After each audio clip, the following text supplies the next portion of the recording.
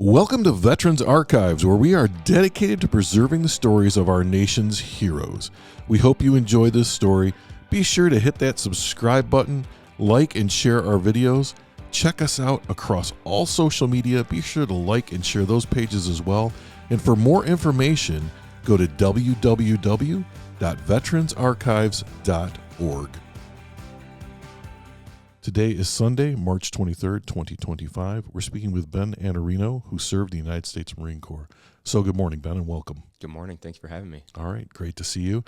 We'll start out simple, and the questions will just get harder as we go along. Not that it's a quiz. I get a lifeline. Yes. Yeah, you can phone a friend or whatever you All need to do. That's good. All right, so let's just start out with when and where were you born?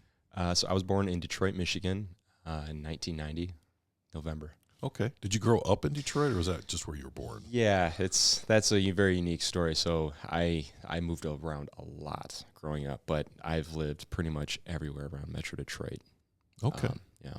Yeah. So what are some of your earliest memories of growing up then? You know, we had a very unique childhood.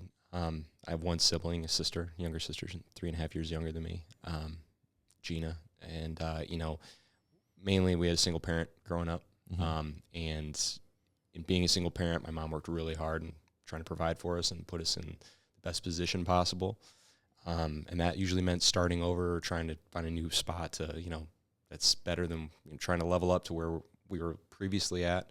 A lot of times that meant staying with family. We stayed on a lot of people's couches and whatnot. So, a lot of my early memories were my mom working and, having to support us and her doing everything she could to give us, a good childhood. Okay. It's typical mom stuff, taking us, to what she can and, making pancakes for dinner types, because when we didn't have much, that kind of stuff. Those are my earliest memories. Okay. Hey, there's nothing wrong with breakfast for dinner. No, there's nothing wrong. That's a serious treat in our house. So you just had one sister then? Yeah. Okay. And you're the oldest or the youngest? I'm the oldest. She's 3.5 years younger. Okay. With all that going on then, did you find yourself kind of in that parenting position a little bit? Yeah, without a doubt. So I definitely know I matured very fast, Mm-hmm. and I was very, very aware at a young age about what's going on around me. It's funny, 'cause, usually when you're 6, 7, 8, you're not really paying attention to like what's happening with mom and dad, or what's happening. Why are they arguing, and what is that going to mean for us next week? Those are the things I thought about at a young age, and I think that helped me. Being in that role at a young age, I think that helped me throughout the rest of my life in different aspects. And there's pros and cons to it, but I think it was a net positive. You miss out on some things as a kid when you are aware of those types of things in life, but you end up really benefiting from that as an adult. Right. Yeah. I joked that my brother and sister and I were feral children when we were younger, but we took care of each other. Yeah. And same thing. I want to go back a little bit. Your sister's name is Gina, right? Mm-hmm. So my wife is Greek. Okay. And there are probably 600 people in her family named Nick. Yeah. There's Big Nick, Little Nicky, Big Nicky, all that. But all of my friends that are Italian, there's a Gina in the family too. Yeah. So it's kind of funny, a little side story. So my dad, he wanted to name me Tito. So you can imagine my last name, Tito Annarino. Like he wanted me to be a professional hockey player, and he thought that would roll off the tongue well. So obviously he lost that. My mom won the bet there as far as naming me, but yeah, my sister got the Italian name. Yeah. I was going to say Ben doesn't seem very Italian to me. It's absolutely not. I guess my mom wanted to name a son Ben like for years. Yeah. So she's like, no, this is what we're naming him. That's a good, strong name. Kind of thankful that I'm Ben than Tito. I don't know if Tito would really work. I almost, like when you said Tito Annarino, I was thinking professional wrestler, but I guess something. I guess hockey player would work something, too. That rolls, off an announcer's tongue. Yeah, definitely. So you're growing up, you're kind of bouncing around. Talk to me a little bit about what school was like for you then. Imagine being the new kid in school every year. So I went to a new school every single year, from kindergarten to senior year. So, you can imagine what goes with that. It's, you don't have friends. You're always the new kid. So you're different than everyone. You don't really know what's, in when you're that age. You know, you don't know what everyone's talking about. You know, there's no every clique. You're never a part of one because you can't fit in. You know, so that was very hard. You know, that's something I struggled with for years. You know, is trying to fit in. You know, so I think, you know, in doing that, I became like a chameleon. I could kind of blend in wherever, because kind of survivability, right? In school, when you're young, you find a way to survive. And that was kind of something I had to do. But yeah, it's, you know, it was really difficult. Yeah. Yeah. And kids can be mean. Oh, yeah. Especially those middle school kids. Oh, they're awful. I truly think middle school is worse than high school as far as like, because kids are really starting to like, they're really starting to try to be adults, but they have no idea. You know, at least high school, you kind of start looking like an adult a little bit. But yeah, no, I agree. Yeah, that's true. What are your some of your memories of your sister then during this time as well?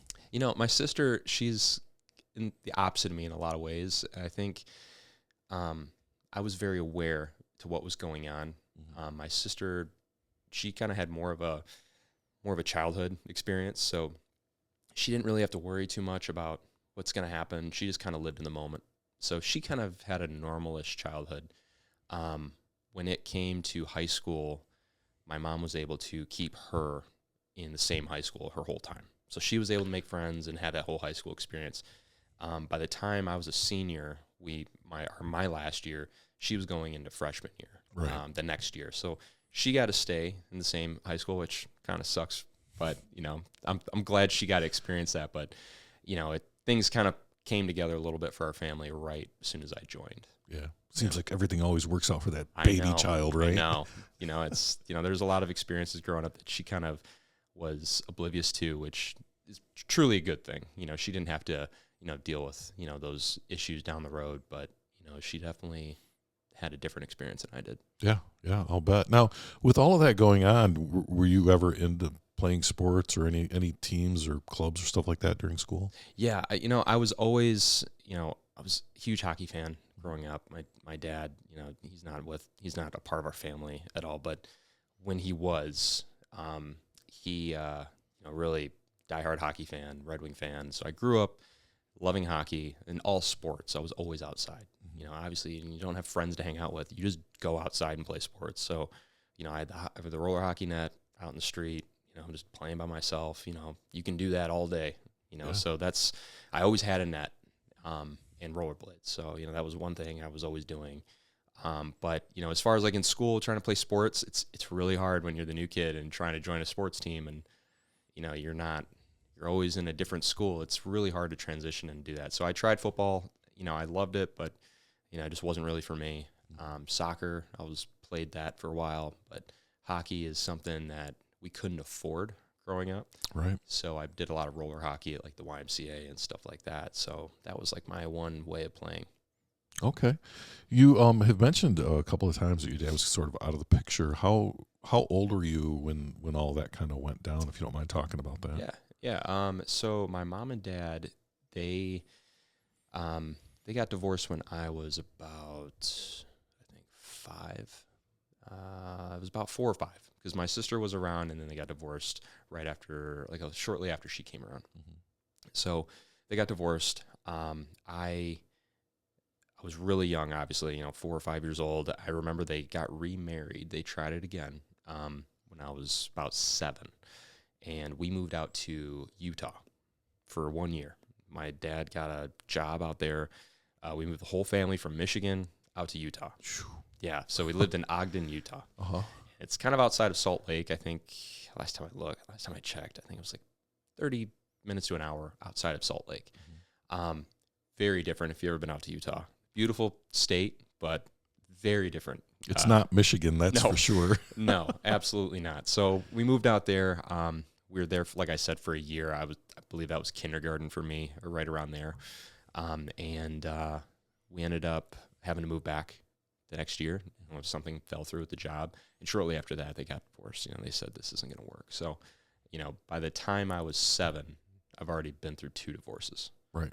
You know, and, you know, as a kid, going through that, it's hard to understand, well, why is mom and dad not together type of thing. Mm-hmm. And there was a lot of, you know, fighting, arguing. It's, you know, just dad just was not a very cool head, if that makes sense. So it does. Yeah. So, it just didn't work out. And my sister, she's 3.5 years younger, so she was 3 or 4. She kind of was oblivious to that at that point. Yeah, which is probably kind of good for her. It's great for her. Yeah. So when they split, your dad just sort of disappeared after that? They tried the whole weekend thing. We did that for a couple years. And then he just, we ended up moving. Like I said, we moved a lot. Yeah. My mom ended up meeting someone when I was about 10 or 11. They ended up getting married, and we moved down to Florida. So we moved to Florida, and we were there for a few years. We lived like Central Florida, like right outside of it's Leesburg, Florida. That's where we moved to. My dad just stopped communicating with us. So, that one hurt, when you, because I still wanted to be with my dad, and like see him. And I think every child wants to have both parents, right? You get pros and cons for having a mom and a dad. There's different things each offer. And, when you're a young man, you want to be able to have your dad around. So we didn't, that one hurt, especially now if she's with a new guy that's, at the time was good for us. But, they ended up having some issues, and we ended up moving back to Michigan. So we moved back to Michigan when I was about 13, 14. Okay. Good Lord. I mean, I'm just kind of wrapping my head around. It's a lot of movement. Yeah. I thought we moved around a lot, but man, you you beat me hands down. That's just incredible. And in Florida, when we were there, we moved to different schools while we were there because he got into real estate. Mm-hmm. So he was working on, we would live in these like housing complexes that he would be selling houses in. Right. We would live in one of like the show houses basically while he was doing it. So, that would be in a different school district. So now I'm starting a new middle school and stuff like that. So it was very challenging. And then when they had their issues, we moved back to Michigan. And I was in a new high school or a new school up in Michigan. And then the following year, we moved back down to Florida into a different area.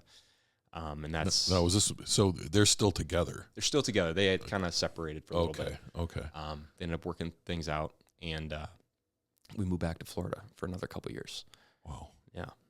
And that's when we were down there the second time. This is when I was about 14 or 15. It's like my sophomore year. My mom, she had a restaurant. So my mom was a waitress for years. And her dream was to open up her own restaurant. So they had a restaurant in Mount Dora, Florida. And it's like a tiny town that has a train, like old locomotive that goes from Mount Dora and a bunch of other small towns into Orlando. So a lot of people do it as kind of like a fun trip. Yeah. You can see a lot of like these old quaint towns in Florida. And she had a restaurant called the Choo Choo Express. And it was like called CHEW, kind of a play off the train. A lot of our business came off of tourists or on the train. So, it was like a small little, one-stop shop for like hot dogs, brats, sandwiches, ice cream parlor, stuff like that. Easy food for someone to get. And I worked there when I was young, like 12. I was always working. Mm-hmm. My mom put that in me. You're always going to work. You're not going to complain. You're just going to do it. So I had that work ethic at a young age. And, we were there for a couple years. And my mom had me, like I said, I was standing on a crate serving soft drinks, when I couldn't even see over the counter. So, we were there for a while, and it ended up falling through when I think I was in 2011, 2012, and the stock market kind of crashed. We lost everything in that. Yeah, we lost the restaurant. That was tough. And I think that was one of the main reasons why we ended up having to move back. There was a lot of things happening at that time. So. Okay. Yeah. Yeah. That's a lot of moving parts at a very, very young age. Yeah. So did you, at some point you ended up back in Michigan semi-permanently? Yeah. So long story short, just to kind of cut through a couple years, they ended up getting divorced. So, we moved from Florida. We wanted to start from scratch. My mom moved us to Tennessee. So we're in Brentwood, Tennessee, right outside of Nashville. Why? So she had a friend. It's a great question. So we had a great. She had a really good friend, longtime friend, that said like, hey, you know what, this is a great area to live, and we tried Michigan. It's always like we end up in the same hole, type of thing. We're gonna start from scratch again. So we moved to Brentwood, Tennessee, and it was a really ritzy area. You had to be very wealthy to live in that area, but there was apartments that were on the brink, the edge of Brentwood that we could afford. So we ended up moving there. And in order to afford, that, my mom had to work a lot. Mm-hmm. So she had, while we were there, I was in my junior year of high school, and we had some issues with her job, ended up kind of letting her go or something like that. So we couldn't afford it. So I knew at that age, I'm like 15, 16, I think, I knew like, we're going to have to move again. My sister's starting to like school. So I told my mom, what if because I was working at Target at the time as a 16-year-old, and you can only work like 32 hours or something like that. Yeah, it's all very special. You have to get a permit and all that stuff. Yeah. So in order I couldn't work full time. Right. I had to be under that, and I had no problem working. I worked after school. I worked on the weekends, the whole weekend. I said, if I was homeschooled, I can make my own schedule. And I remember hearing this from a couple friends. I can make my own schedule and work as many hours as I want. Mm-hmm. There's no limit. So I told my mom, I want to do that. Had to convince her, but ended up convincing her. So I dropped out of high school, homeschooled myself my second half of my junior year, and I was working 50, 60 hours a week. It's kind of nice because I was making enough to help pay the bills and had a little bit of cash myself. But, I just gave basically my check to my mom, and we helped her pay the bills for us to stay there.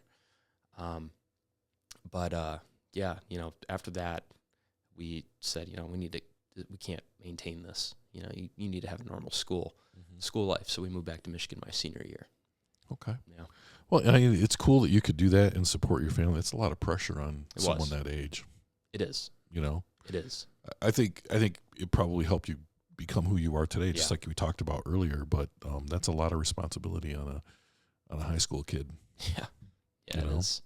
So where did you end up back in Michigan? So we moved in with my aunt and uncle. Okay. They were in Livonia. Mm-hmm. So we lived basically right at Hines and Ann Arbor Trail. It was right there. So around this time, I started thinking, what do I want to do after high school? Most of my family's blue collar, and they didn't really do it right. They're more like kind of contractors. I'll do some work for someone who has some jobs here and there, and I knew I did not want to do that. Right. I saw where they were at in their lives, and I don't want to fall down that same path. I want to pave my own path, and I knew I was very heavily relied upon at home, and I knew I needed to do something for myself. I was very unselfish as a person, growing up to this point, and I told myself, I kind of had a long conversation with myself. I need to do something for me. I have not done anything for me at this point. Right. So I was always infatuated with the military. I loved, it's like war movies. I just loved the idea of it. Full Metal Jacket. Yeah. I didn't see that until after I joined, but I was infatuated with that. I loved the stories and the camaraderie and all that. So I started looking into joining the military, and the way I ended up picking my branch of service was with Google. Technically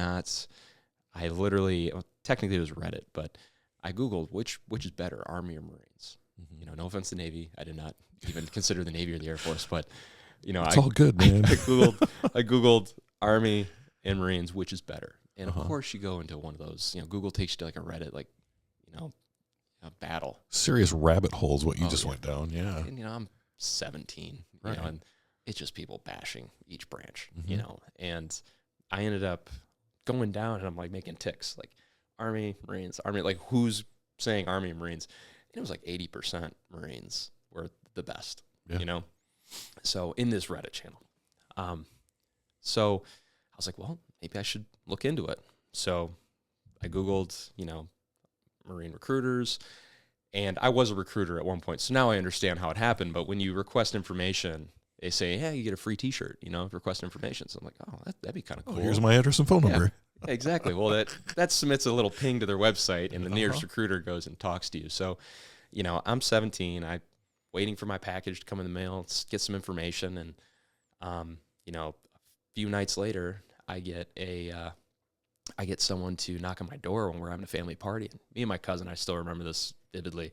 Me and my cousin are in the basement. We're playing Guitar Hero, and he's on the drums. I'm on the guitar. We're jamming out. We're sweating. If you ever played that game, you end up working up a sweat. Oh, you do. So, we're playing, and my mom comes downstairs like, Ben, you have a visitor. I'm like, I have a visitor? I'm like, 17. What kind of visitor do I have? I don't have any friends around here. So I was going to say, like, yeah, I have no friends. Who's so knocking on my door? Exactly. So I come upstairs and I see two Marines in dress blues. They're dress blue alphas. They're medals, and they're standing there like, is your name Ben? And I'm like, yeah. I'm thinking I'm in trouble. Right. Like, I'm being arrested for something. I messed up. So they're like, yeah, just wondering if you had a minute to, talk about, the United States Marine Corps. I saw you were interested. And my entire family is there. I have aunts, uncles. We had like a big family dinner. Right. So the dinner's on the stove. We're ready to eat pretty much. And we sat down for an hour and a half in front of my family and all around the table and just watched like them give their spiel on like why the Marines are the best. And yeah, so, that's kind of sold me, like seeing them in uniform. I was like, yeah, that's it. That's what I want. So, my mom, I don't think she was shocked. She didn't know I requested information, but I think she was kind of sold too. I think my whole family was like, man, they look good. They sold it pretty well, and this would be a great option. Mind you, this is 2008, so there's a lot happening in the world at that time. So picking, the Marines at that point, it's a very unique decision, for a young person. So absolutely, yeah.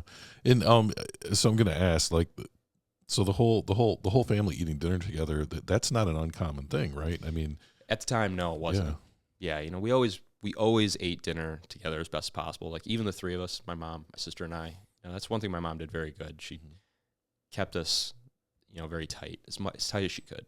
Right. She never, we were not the family to just eat on the couch. We had a formal dinner. My mom always was, likes to entertain with food, and she's in the restaurant business, so she likes to entertain, wine and dine type of thing. But when we were living with my aunt and uncle, we had their kids over. We had everyone over. Yeah. So that was just one of those nights where it's like, wow, of all nights, this is the one to pick. Well, and lucky for those two guys, they were very convincing, because that could have gone one way or the other. Yeah, I could have been. It's amazing. I truly believe everything happens for a reason. Everything, and with that happening, it's funny. That I end up being the recruiter that's doing that years later. It's really interesting. It is. In fact, I was a recruiter for 4 years. So when you were talking about that, I'm like, oh, I know where this T-shirt thing's going. Oh yeah, I know exactly how. a lot of young people ended up in the military because they wanted a T-shirt. Oh yeah, or a Camaro or something. Right. Exactly. And so you decide on the Marine Corps. Did you go into like the delayed entry program? I did. Okay. So I was in a unique spot because in Brentwood, Tennessee, they do trimesters in school, and if you're familiar with that, it's instead of having 1 credit hour in school, like how normal semesters are, trimesters you get like 0.8. Okay. Or something like that. It's like 0.6, 0.7. So it's like a little over half a credit that you get for each class because there's 3 semesters in the year. So in switching there, you have to have a certain amount of credits to graduate high school. And I wasn't behind it all. It's just when you transfer over, you kind of have to make up a couple credits because you're lacking one. I was half a credit short from graduating. Okay. If I went to traditional high school. Yeah. So I would have to do like 1 summer class. And not because of my fault, just because of the way it's structured. It's just math. Yeah. So the math didn't math. So, I wanted to join as soon as possible. I didn't want to wait. And you had to join the delayed entry program. So I was able to join. However, I needed to have a diploma in order to ship to boot camp, which makes sense.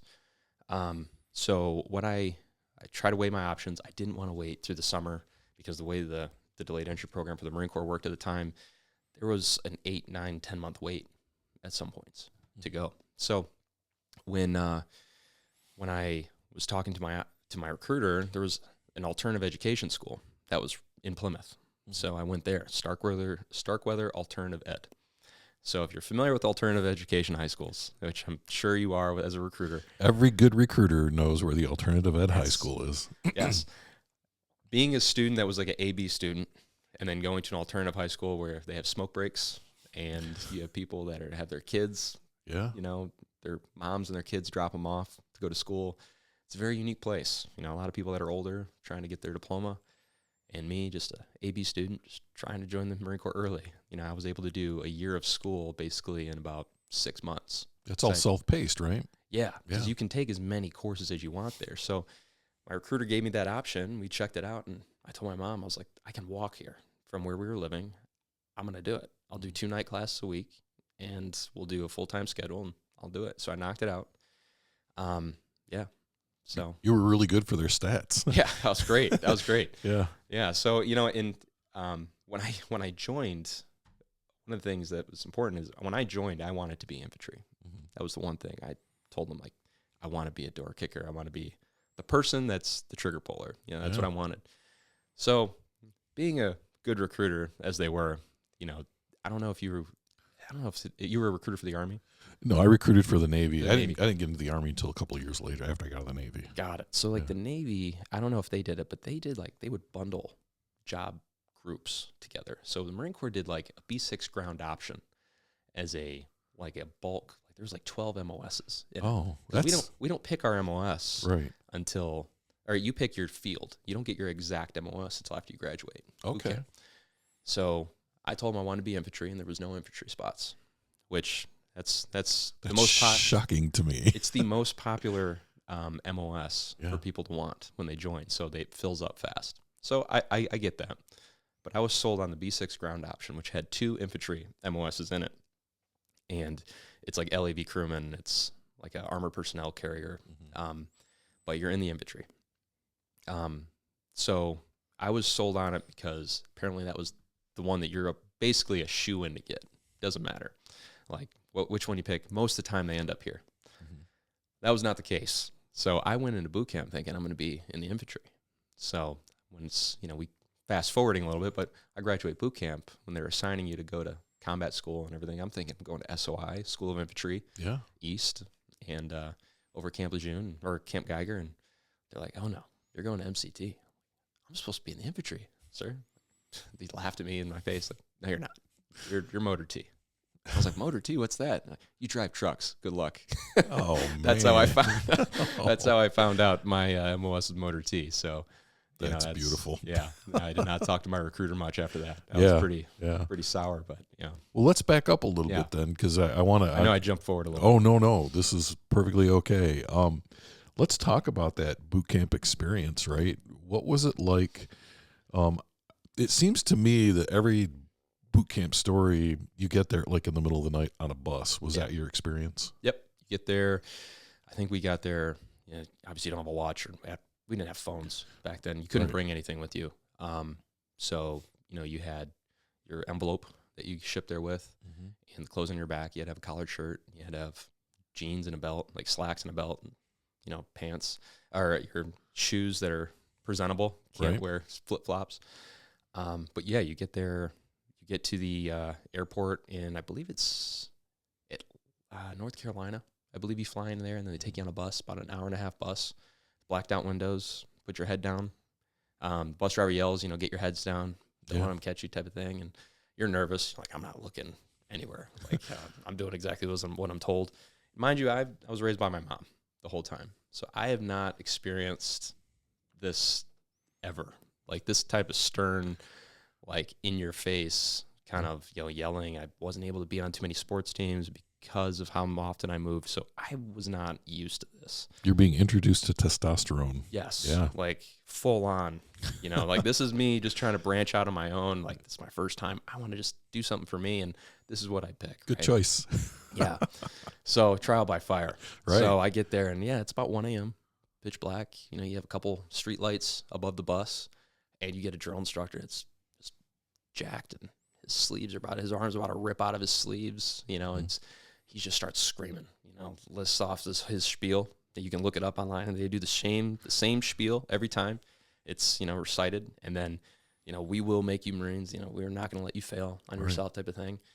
And, get off my bus. He starts screaming at you. And I'm just like, oh, my God, what did I do? You're questioning your own judgment at this point? Oh, absolutely. So, we get on the yellow footprints. The yellow footprints at a 45-degree angle, and you put your feet on them, and you see these big silver doors in the front of the building. That's the entrance to Parris Island is right there, and you will enter those doors as a civilian, and you'll exit as a Marine. So, we get in there, and you have INDOC. You're just getting administratively, checked in, and the whole time you don't even know what's going on. It's hard to even remember because it's a blur. You're like in a fog, right? Yeah. It's the fog of war at that point. You have no idea. I'm just keeping my head down, and I'm running as fast as possible. And you call home. Mm-hmm. You have to call on those crappy phones with the it's dial your number. Hopefully you remember it. You're just like, I gotta, God forbid you have someone screaming at you to dial your number, and you're screaming this recited little card. It's like, I have made it to Parris Island. I am safe. I will contact you in 1 to 2 weeks with a letter. Mm-hmm. Please do not send any care packages. Something like that.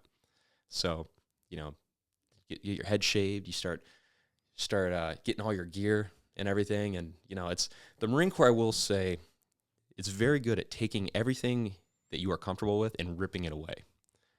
And they do that for a reason. Uh-huh.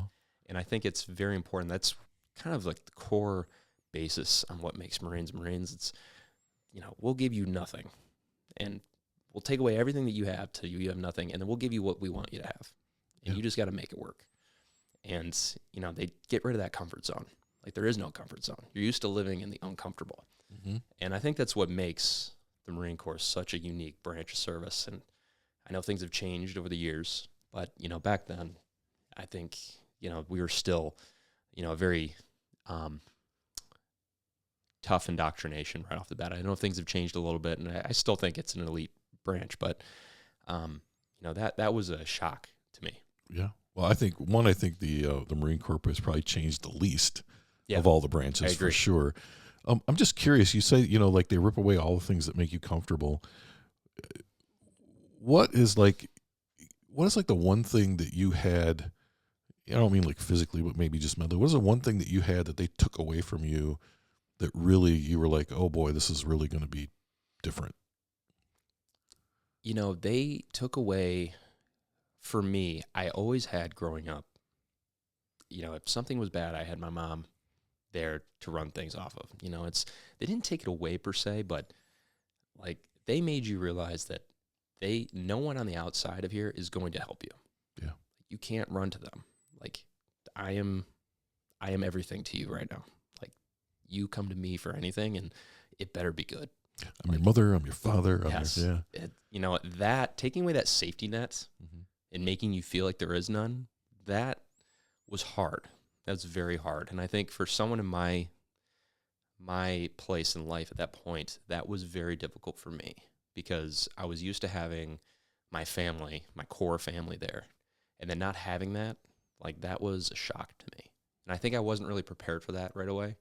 But I think that was probably the best thing I needed because I was kind of sheltered growing up because I had, my mom there, and it was just my mom, my sister. So it's like I had my little chaos that I was used to, but I could control it. And now it's just uncontrollable chaos every day. I don't know what's going to happen. I've never been talked to like this. I don't know anyone, which that's not new to me, but, everyone is as scared as I am type of thing. I was not used to that. So that was the biggest shock, plus the biggest blessing at the same point. Right. On the other side of the coin. So you went from your core CORE family to your core CORPS family, right? Yes, absolutely. Kind of how that works. Yeah. So you're in basic training. You kind of go through that whole initial phase where you're doing all the running around, getting uniforms, getting shots, all that stuff. Yeah. Walk me through kind of briefly how basic training went for you. I went there August 24th, 2009. South Carolina, Parris Island is very hot. It is extremely hot and miserable. Yeah. I still to this day, I don't ever want to go back to South Carolina. It was in that time of year. It was miserable. I've never been in a heat like that, where it's just everywhere you go is hot. Unrelenting, right? Yeah, it's just you walk outside and it's hard to breathe because it's so humid. So that makes it very difficult. And plus, everywhere you look is just sand and just trees. You don't see anything outside of Marine Corps platoons getting hazed in a sand pit, they segregate you off from everybody. So, running around trying to drill, everywhere you go is as fast as possible. You're marching everywhere. You're getting one thing. Marine Corps really focuses on drill, and marching with your rifle. That's everywhere you go. You are marching, and you are being corrected. Arms 90 degrees. Your rifle needs to be locked in. It's unrelenting. So doing that. Now, I left as a staff NCO when I got out of the Marine Corps, but those simple obedience to orders are so important. And you don't really realize it when you're young. You're just like, why does it matter if my thumb is just a little different?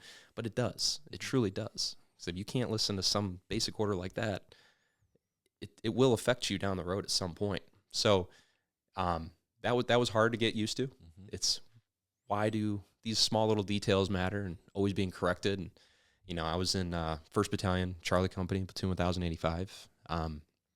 Started with 80 guys, or 85 guys. I think we graduated with like 60.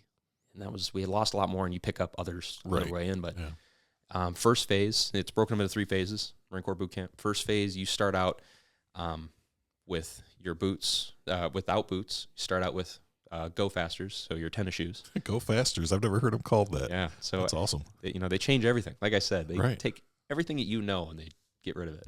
So you have a pen, it's an ink stick. You have a flashlight, it's a moonbeam. You have your quarter deck. You have all the naval terms. We use all those. Trying to learn that. Your shoes, your Go Fasters, your reflective belt, your glow belt. It's so. All of those terms you're getting used to, and they make you earn that uniform. So, like, you don't have your name on your blouse. You have this plastic little name tag that's clipped on your shoulder that tells you what your rations are at the chow hall. So, if you're a double rats, it's red. Right. If you're normal, you're, just a white one. What if you're a disgusting fat body? If you're a fat body, they paint 2 white stripes on your T-shirt with spray paint, and you are a fat body. You're half rats. Wow. Yeah. They don't mess around. No, and if you are, there's also a unique tag. I think it's a different color. I was just a normal Gen Pop type guy, but the fat bodies, they were half rats. Mm-hmm. So they had half scoops of everything, and they couldn't get certain items in the chow line. You don't get a pick. You just kind of go down the line. They give you one of each, but one thing that you had in boot camp was peanut butter packets. Like peanut butter packets were the gold. If you could get one, that's prime trade bait, for anything. Yeah. So they were not allowed peanut butter or any sort of sweet. Like every now and then they would have cookies. You got one cookie, and very rare would you ever get that, but they were not allowed to do that. And you'd have drill instructors waiting, like, I wish you would. Yeah. It's like, I wish please you would. do. Yeah, please do. Like, you're about to get hazed outside. Right. So not hazed, you're going to get trained. Oh yeah. Incentively trained. Yes. Repeatedly. Yes. They single you out. Yeah. We don't care about your feelings. If you're fat, you're fat. Right. And you're not going to eat what everyone else eats. Yeah. Right. It's not fat shaming. You need to be in shape if you're going to be in the Marine Corps. Yeah. Absolutely. Totally get it. All right. But so you're earning your uniform as you go. You earn it. So you don't even get to blouse your boots. You don't get boots until you complete your first phase, which is about 4 weeks. Marine Corps boot camp's 13 weeks. Mm-hmm. So your first month is basically you just looking disgusting. You can barely wear your uniform right. Your sleeves, when rolling, and Marine Corps is kind of known for our tight sleeves and looking really good in uniform. Your sleeves look like shit. You just look awful. Just complete garbage. You look like a goober, just walking around everywhere. And you can tell the drilling, the platoon, they don't sound good. Right. Everyone's heels hit the deck at the same point when you're marching. And the boots they give you really make a unique sound when they're hitting the ground all together with 80 guys. And when you're marching when Go Fasters, it sounds like a squish. You sound awful. And by design. By design. Like you don't really have any pride yet. Mm-hmm. So when you reach that end of the first month, the first month is really just getting incentively trained all the time.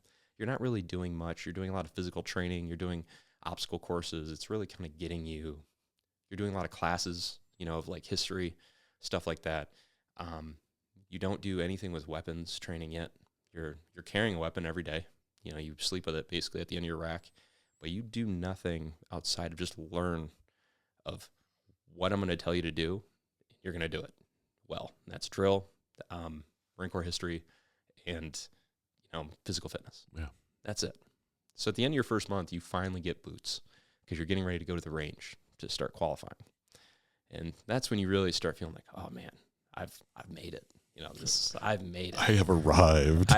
I get to blouse my boots. You know, I get to look good. And then like it just feels different when you're marching everywhere. You can hear that sound, and it's amazing what happens to a platoon when you are all sound really good. Things start coming together. So you start building that camaraderie as a platoon. So you can start saying like, wow, we sound good. Like we're getting it together. And you start to correct each other a little bit, you know, under your breath. You know, you really start building that camaraderie. And that's where it started to click for me. It's like, there's a reason why we do this. Like everything we do is it's by design. There's nothing that is happening here that they don't want to have happen. Right.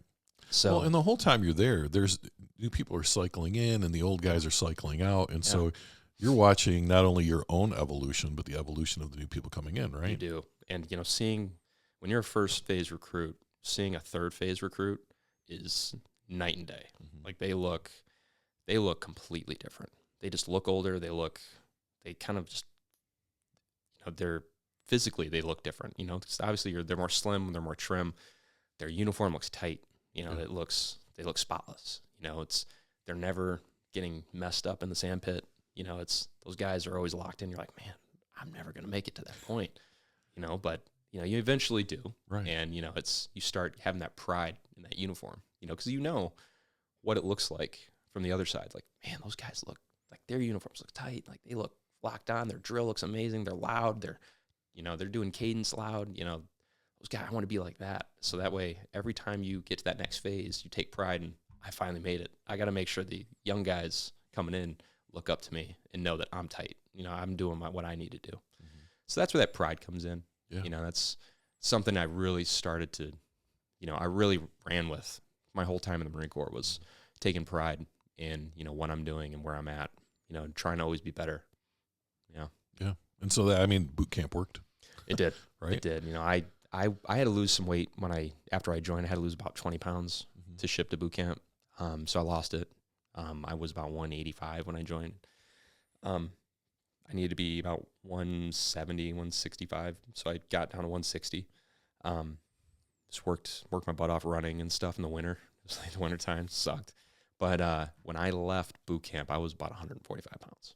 Wow. I was a string bean. That's a big change. Yeah. I mean, there's skin and bones, but I could run like the wind and I could do anything you wanted me to do forever. Yeah. You know, it's like, I'm not going to stop.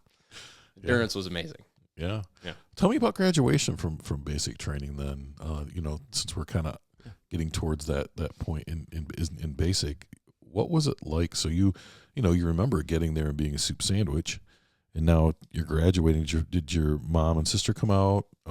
Yeah. Yeah. Walk me through that. Yes. My mom, my sister, my aunt, and my uncle came down. And then they saw me graduate. It's such a weird experience going from seeing them when you're like a civilian, and then they come back and I've lost 20 more pounds. I'm like, the pictures of me after boot camp, I look like a death camp victim. Yeah. Like I look awful, but you know, that's by design. You know, they want you to be someone that'll never quit physically. Right. You know, and that's what they want. They don't need a bodybuilder. They need someone that can just go forever.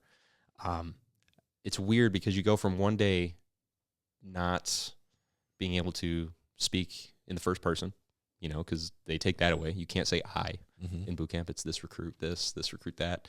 These recruits, it's, you know, they take away your own personality. So then now you see your family and you're still saying this recruit to your family, and it's like you correct yourself, like, it's okay, I can say this now. Like I've graduated. Right. You know, it's just a formality at this point.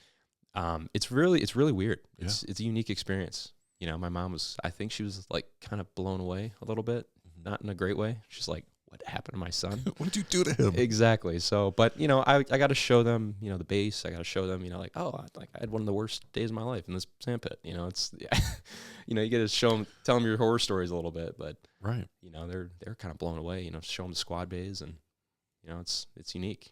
Nothing changes from the 60s. It's the same barracks, same squad base. I don't think it's changed from the 40s. Yeah, it's awful.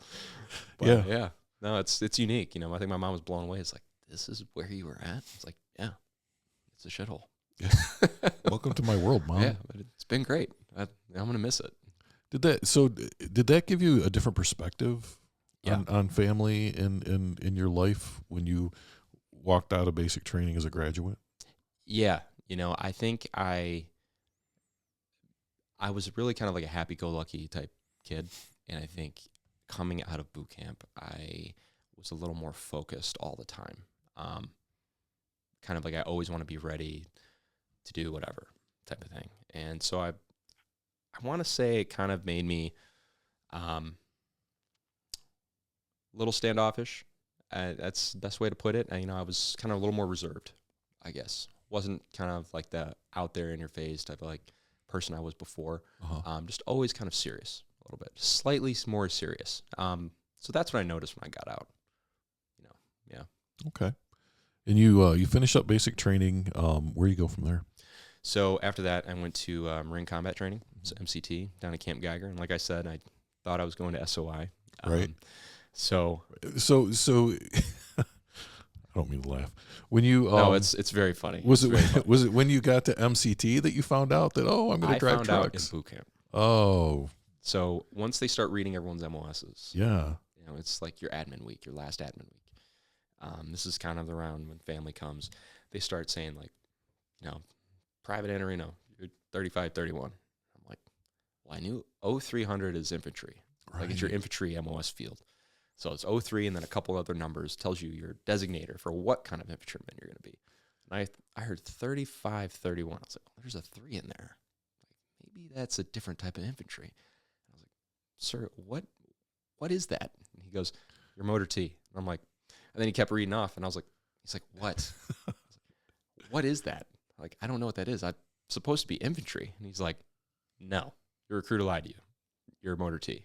I was like, what do they do? And he's like, you drive trucks. Next. Like, it just goes down the next. Yeah. And that hit me hard. And I didn't really realize it until I went to MCT, because I saw my friends that were in boot camp. You all go to the same place pretty much, but then you split off. Infantry one way, non-infantry the other. And I saw all my friends that were infantry going in this way, and I was like, man, like, this is I don't know what I just did. Like, what happened? This sucks. Yeah. So I didn't really know yet. I was like, I'm still going to be a Marine, whatever. Right. But I'm not going to be kicking in doors. That's not my main job. Right. But maybe driving over them, but not kicking them. Yeah. Which, got to do. But, yeah. But yeah, it's, So MCT, it's different. It's only there for a month. It's combat training. So it's, we just basically qualify in the rifle at boot camp, just learn how to shoot up to 500 yards, hitting the target. It's one thing the Marine Corps is good at, is teaching you how to shoot well and accurately. And now we want to teach you how to shoot and move type of thing. And every Marine, they have the term, every Marine's a rifleman. That's, it's a little overplayed term. And not every Marine's a rifleman, but every Marine's proficient on the rifle. Let's just say that. They train to a pretty high standard, but, MCT is pretty simple. Mm-hmm. For me, when I went there, I graduated boot camp in November, like November 10th or like November 15th. It was very mid-November. We went to MCT right at the end of November. Mm-hmm. So I got a week home on PTAD, recruiter's assistance, stayed there for a little bit, and then I went to MCT, which North Carolina is brutally cold. So we were there, we were in holding platoon for about 2-3 weeks because they were backed up. And we were there like through December. It was brutal in the mornings. You wake up, you're in the field pretty much the whole time. Yeah. You wake up and your camelback is frozen solid. I was like, this is the polar opposite from what I'm used to. I was going to say. I was from a billion degrees to now it's freezing. I was like, what am I doing? It's like the military just can't get it right. No, and the Marine Corps especially, they put you in the most worst places, but yeah, so, it was unique. You got to shoot the weapon systems. You got to, do, your mount training, your mounts, like your urban training, seeing and building, and fighting off your fake enemies. And, it's, that kind of stuff's fun. That's the Marine Corps military stuff you're going for. And, you have a blast. You think you're like, oh man, I could win this war, right? Send me over now. I'm all ready. by myself. I'm ready. It's like you think you're the best, So, after that, then I go to MOS school, which MOS school is in Fort Leonard, Missouri. I know you're very. Oh my God, I'm so familiar with Fort Leonard, Missouri. After hearing a couple of your podcasts, you're very familiar with it. So I'm in Motor T school. You're 88 Mike. Yeah. So I am. I go to MOS school there, and January in Fort Leonard Wood is brutal. That sucks. I thought Camp Johnson, Camp Geiger was brutal. Missouri is a different beast. That's a different beast. It is. So I was in holding platoon again, and this is kind of important. There's a major backup after the Christmas break. So you can only pick up so many classes at a time. Yeah. They had so many people that graduated boot camp at that point. This is 2009. There's still a very high need for Marines to come in and enlisting. So there's a lot of influx, but they they only have so many instructors and classes open. So I was in holding platoon for about 4 or 5 weeks. That's a long time. And you're just sitting in a classroom. Every now and then they'll put on a movie, but you just sit in a room. Like, you do nothing. Right. So you can't go on leave. You don't get time off. It's just cleaning your rooms, and it's just busy work, all day. And standing in formation, you don't get a SIF issue, or you don't get gear issue, so there's no jackets. And the Marine Corps is very strict on what you can wear in uniform. So unless it's issued, you're not wearing it. Right. And you're only going to wear it when we tell you can wear it too. And God forbid there's one person that forgets it. Oh, no one's wearing it. Yep. So, we didn't get a Gore-Tex top. We didn't get anything. And, it's either raining sideways or freezing rain or snow or just blistering wind. Missouri's not a fun place in the winter. It's a special kind of hell. It is. It is. So, that was unique. But I was backed up for about almost 6 weeks. Mm-hmm. So MOS school is pretty uneventful. It's, you learn all the vehicles. It's drive all your 7 tons, your Humvees, and learning the ins and outs, maintenance. You do your driving simulators, stuff like that. Yeah. They do our combat simulators in there. Which is actually really neat. You do your combat convoy simulator, so you have like a fake gun up top, and you're able to do stuff. That's probably the coolest part about it. But since I was backed up for a month before I went to the fleet, I missed out on a deployment in my first unit to go to Iraq. Okay. So if I was not backed up, like we were not supposed to be, I would have went to a deployment to Iraq that the platoon that I would have deployed with hit a 200-pound IED and cut a 6x MRAP in half. So like I said, I think everything happens for a reason. Absolutely. And those guys had a really rough deployment. And they were over in Nawa, and it was rough. But they like I said, everything happens for a reason. But yeah, so at the end of your MOS school, you pick your duty stations where you want to go, and I think something happened to me where I got so much confidence in myself after boot camp and MCT that I was like, you know what, I'm blazing this new trail so much. Let's try to keep doing it. Yeah, why not? So you get your 3 choices: East, West, or overseas. Your 3 choices in the Marine Corps. That's all you get. I chose overseas, number 1. Mm-hmm. So overseas in the Marine Corps means Japan and Hawaii. So I was really kind of hoping Hawaii, but I got Japan. Yeah.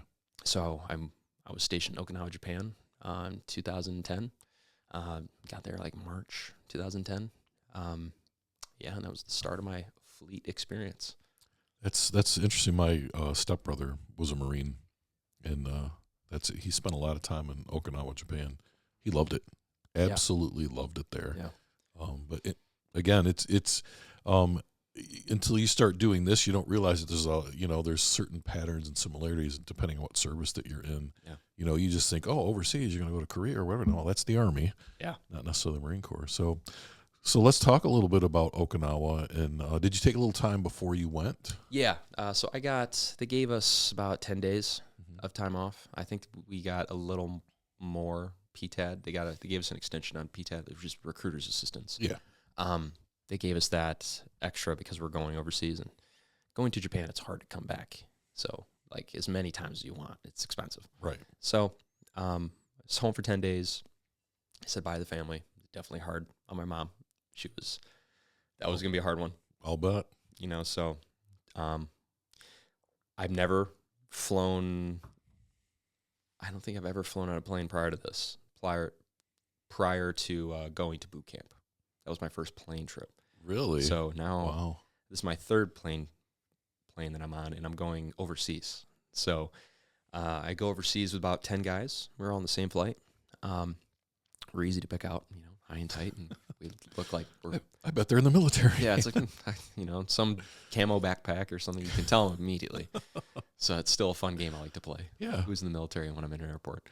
But yeah, flying over there, I ended up going to I went to boot camp with a friend of mine, and then went to MCT with him, and now we were in the same unit in Japan. So I ended up going with him over to the same truck company in 3rd Marine Division over in Okinawa. And so we got to travel together, which is kind of nice, I'm going to point something out that's interesting to me in this whole thing, right? You spent your whole life like not having a lot of friends. I know, now I get You someone joined the Marine Corps, now you got this dude that's like, I know. you've been friends for this whole time. I know. That's pretty cool. I know. And that's, that's kind of one thing that kept me in for as long as I did. You get a family. It's like a family that you don't ever leave type of thing. But yeah, no, it was really unique. But yeah, so we ended up getting to Tokyo. You land in Tokyo, and then if you've ever been to the Tokyo airport, I don't know if you've ever been I have not. So you have your international side of the airport, and then you have to take a bus or like this bullet train to the other domestic side. And Okinawa is considered their domestic, so it's like a territory of Japan. Mm-hmm. It's technically not Japanese, but it's a territory. Oh, kind of like Puerto Rico is to the Kind of. United States. Very similar. Okay. But Okinawa is like their Florida, Mm-hmm. if you think about it. People go down there to retire and to kind of escape the busyness of the city, because Okinawa is like a country kind of farm, very quiet, island. Very beautiful, but it's, mostly farmland and just nature. Okay. For the most part. There's not a lot of urban cities. I think there's only 2. It's Naha, which is south, and Nago, which is north. That's the name of the 2 cities. So Easy enough to remember. yeah, I know. It's not very hard to remember. But so anyway, we're late to our flight. We're sprinting through the Tokyo airport, and, you're trying to ask people, like, where do I go? I don't know. Everything's in Japanese. Like, I don't really understand. So having these people help you out in broken English, and we ended up getting there. But we get there in the middle of the night. You see a Marine and camis, and, the Okinawa airport, Naha airport, in a white Govy van. And it's like, you see a bunch of other Marines there. You're like, well, I guess I'm in the right spot. Yeah. It's like, which unit you with? And you tell them your unit, like, get in. It's like, okay, middle of the night. It's 10:30 at night. So we get in the Govy. We drive, through, Japan or through Okinawa, and we get on base. We go to check into our rooms, and the guy driving us just drops us off at the barracks. He's like, go see the duty. He'll tell you where to go. So, I'm brand new. I got my bags, like my big roller bags, and I'm like, this is Private so-and-so, and this is PFC, so-and-so, and we're here to check in. Like, you're in this room. It's the restriction room. The restriction room has no carpet, no nothing. It's just a tile room with nothing in it. Yeah, super nice. Oh, yeah, it's great. They take away everything. Yeah. So when I check in, it's like 10:30, 11 o'clock at night, and everyone is doing a field day. And it's field day night. I think it's like a Thursday night. Well, there was a uniform inspection the next morning. So they're going to do our green alphas, going to be inspecting it and your rooms. Mind you, we just checked in. We have no cleaning supplies. Our uniforms just got flown across the country, or across the world. Right. And they're like, yeah, you better not be messed up.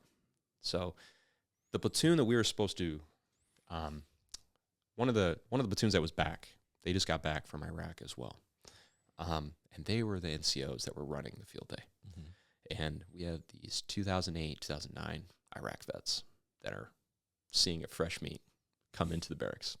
And I guess this unit that we checked in with truck company, they haven't had a new boot drop in 7-8 months. Like they were missing guys. Like, so there's a lot of turnover. So they needed some new fresh Marines to come in, and we're the first ones. So we're fresh meat. Lucky you. Yeah. So of course, field day, and you're brand new. I'm gonna mess with you all night. So you had these giant, jacked Marines coming in that just got back from deployment. You can tell they look different.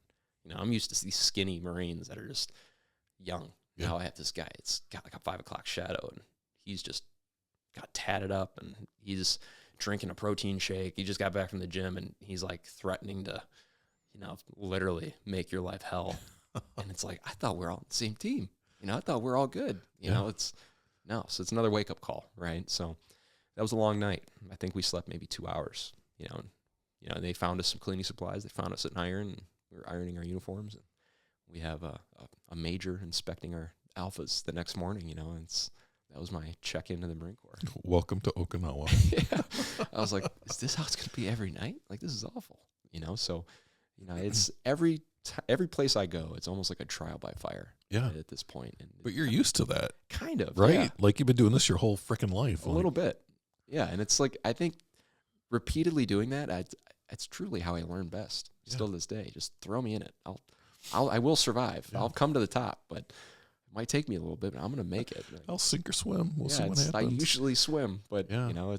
But yeah. No, well, and you had the added bonus too. So if they hadn't had any new folks come in, that guy who's at the bottom of the chain, the chain there, the last dude, he's been that last dude for a long time, and he's ready for someone else to be the last dude. Finally, got someone else to take my spot. Yes, I'm gonna be a jerk about it too. Oh yeah. But no, it's it was unique checking in. It was you do your first week check in, and that corporal that was that big burly guy that was saying that kind of messed with us all night. Right. He was our driver taking us, because in Okinawa you have like many different bases, and you have different bases you have to go to check in. Like SIF's on one base, admin is on one other base. It's kind of weird how it's set up. So he has to drive us around all day in a Govey, and he was hungover the next day. He was so hungover. Should not have been driving a Govey, but I remember the morning he picks us up. We get out after our uniform inspection. We're in our camis, and he looks rough. And he's like, all right, get in. So we're driving. We get off base, and he literally pulls over kind of and does like a crawl and just pukes out the window. Oh, no. He just pukes out the window and just keeps driving. And the other Marine that was next to him, like a Lance Corporal, he just kind of looks at him like, it's just another day, and just keeps driving. I'm just like, what is happening? Like I grew up in a family where we weren't really big drinkers. We're very religious. Yeah. It was not common I don't think I've ever seen anyone drunk, like in person like that. Mm-hmm. And that was my first time seeing someone hungover to that point. A little culture shock. I never even had a beer at that point in my life, so I'm sheltered. I was 19. You are the definition of fresh meat. Oh yeah. That was all new experiences to me. Like, yeah. I was not used to this. So I was just blown away. I'm just like, oh my God, like what is happening?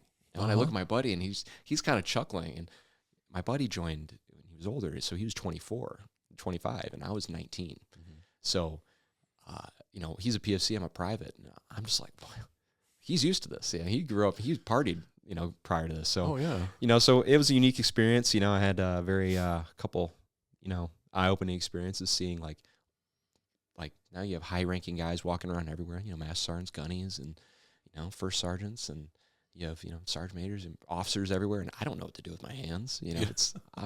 I'm in a spot where the highest rank I ever saw was like a staff sergeant, and it's do I salute? Do I wave? Yeah, I don't know what to do. I smile? Do I not? It's like a couple months ago I was a recruit. I don't really know. So that was a really big wake up call. Because now you're learning how to do the day-to-day life of a Marine, which it's more so like a job. It's when you're not in the military, you think that's what you're doing every day is kicking indoors and doing stuff. It's a 9-to-5 type job with some weird stuff sprinkled in between that's not really normal. But well, people ask like, what did you do? And yeah, it's like, I just did what you do when you go to work. We go to meetings, we train, we if I'm driving a truck, maybe I'm driving a truck somewhere. It's but people do have that perception that the military is just nothing but breaking things and killing people, 24/7. It's a normal job. Yeah. Someone's got to do, a report somewhere. It's not just, it's everyone. Yeah. Take inventories, do stuff like that. Yeah. Clean stuff, maintain. It's like paint rocks. Yeah. whatever you fucking got to do, right? Yeah, exactly. So, it's, my day-to-day as a motor team Marine was, maintenance on trucks.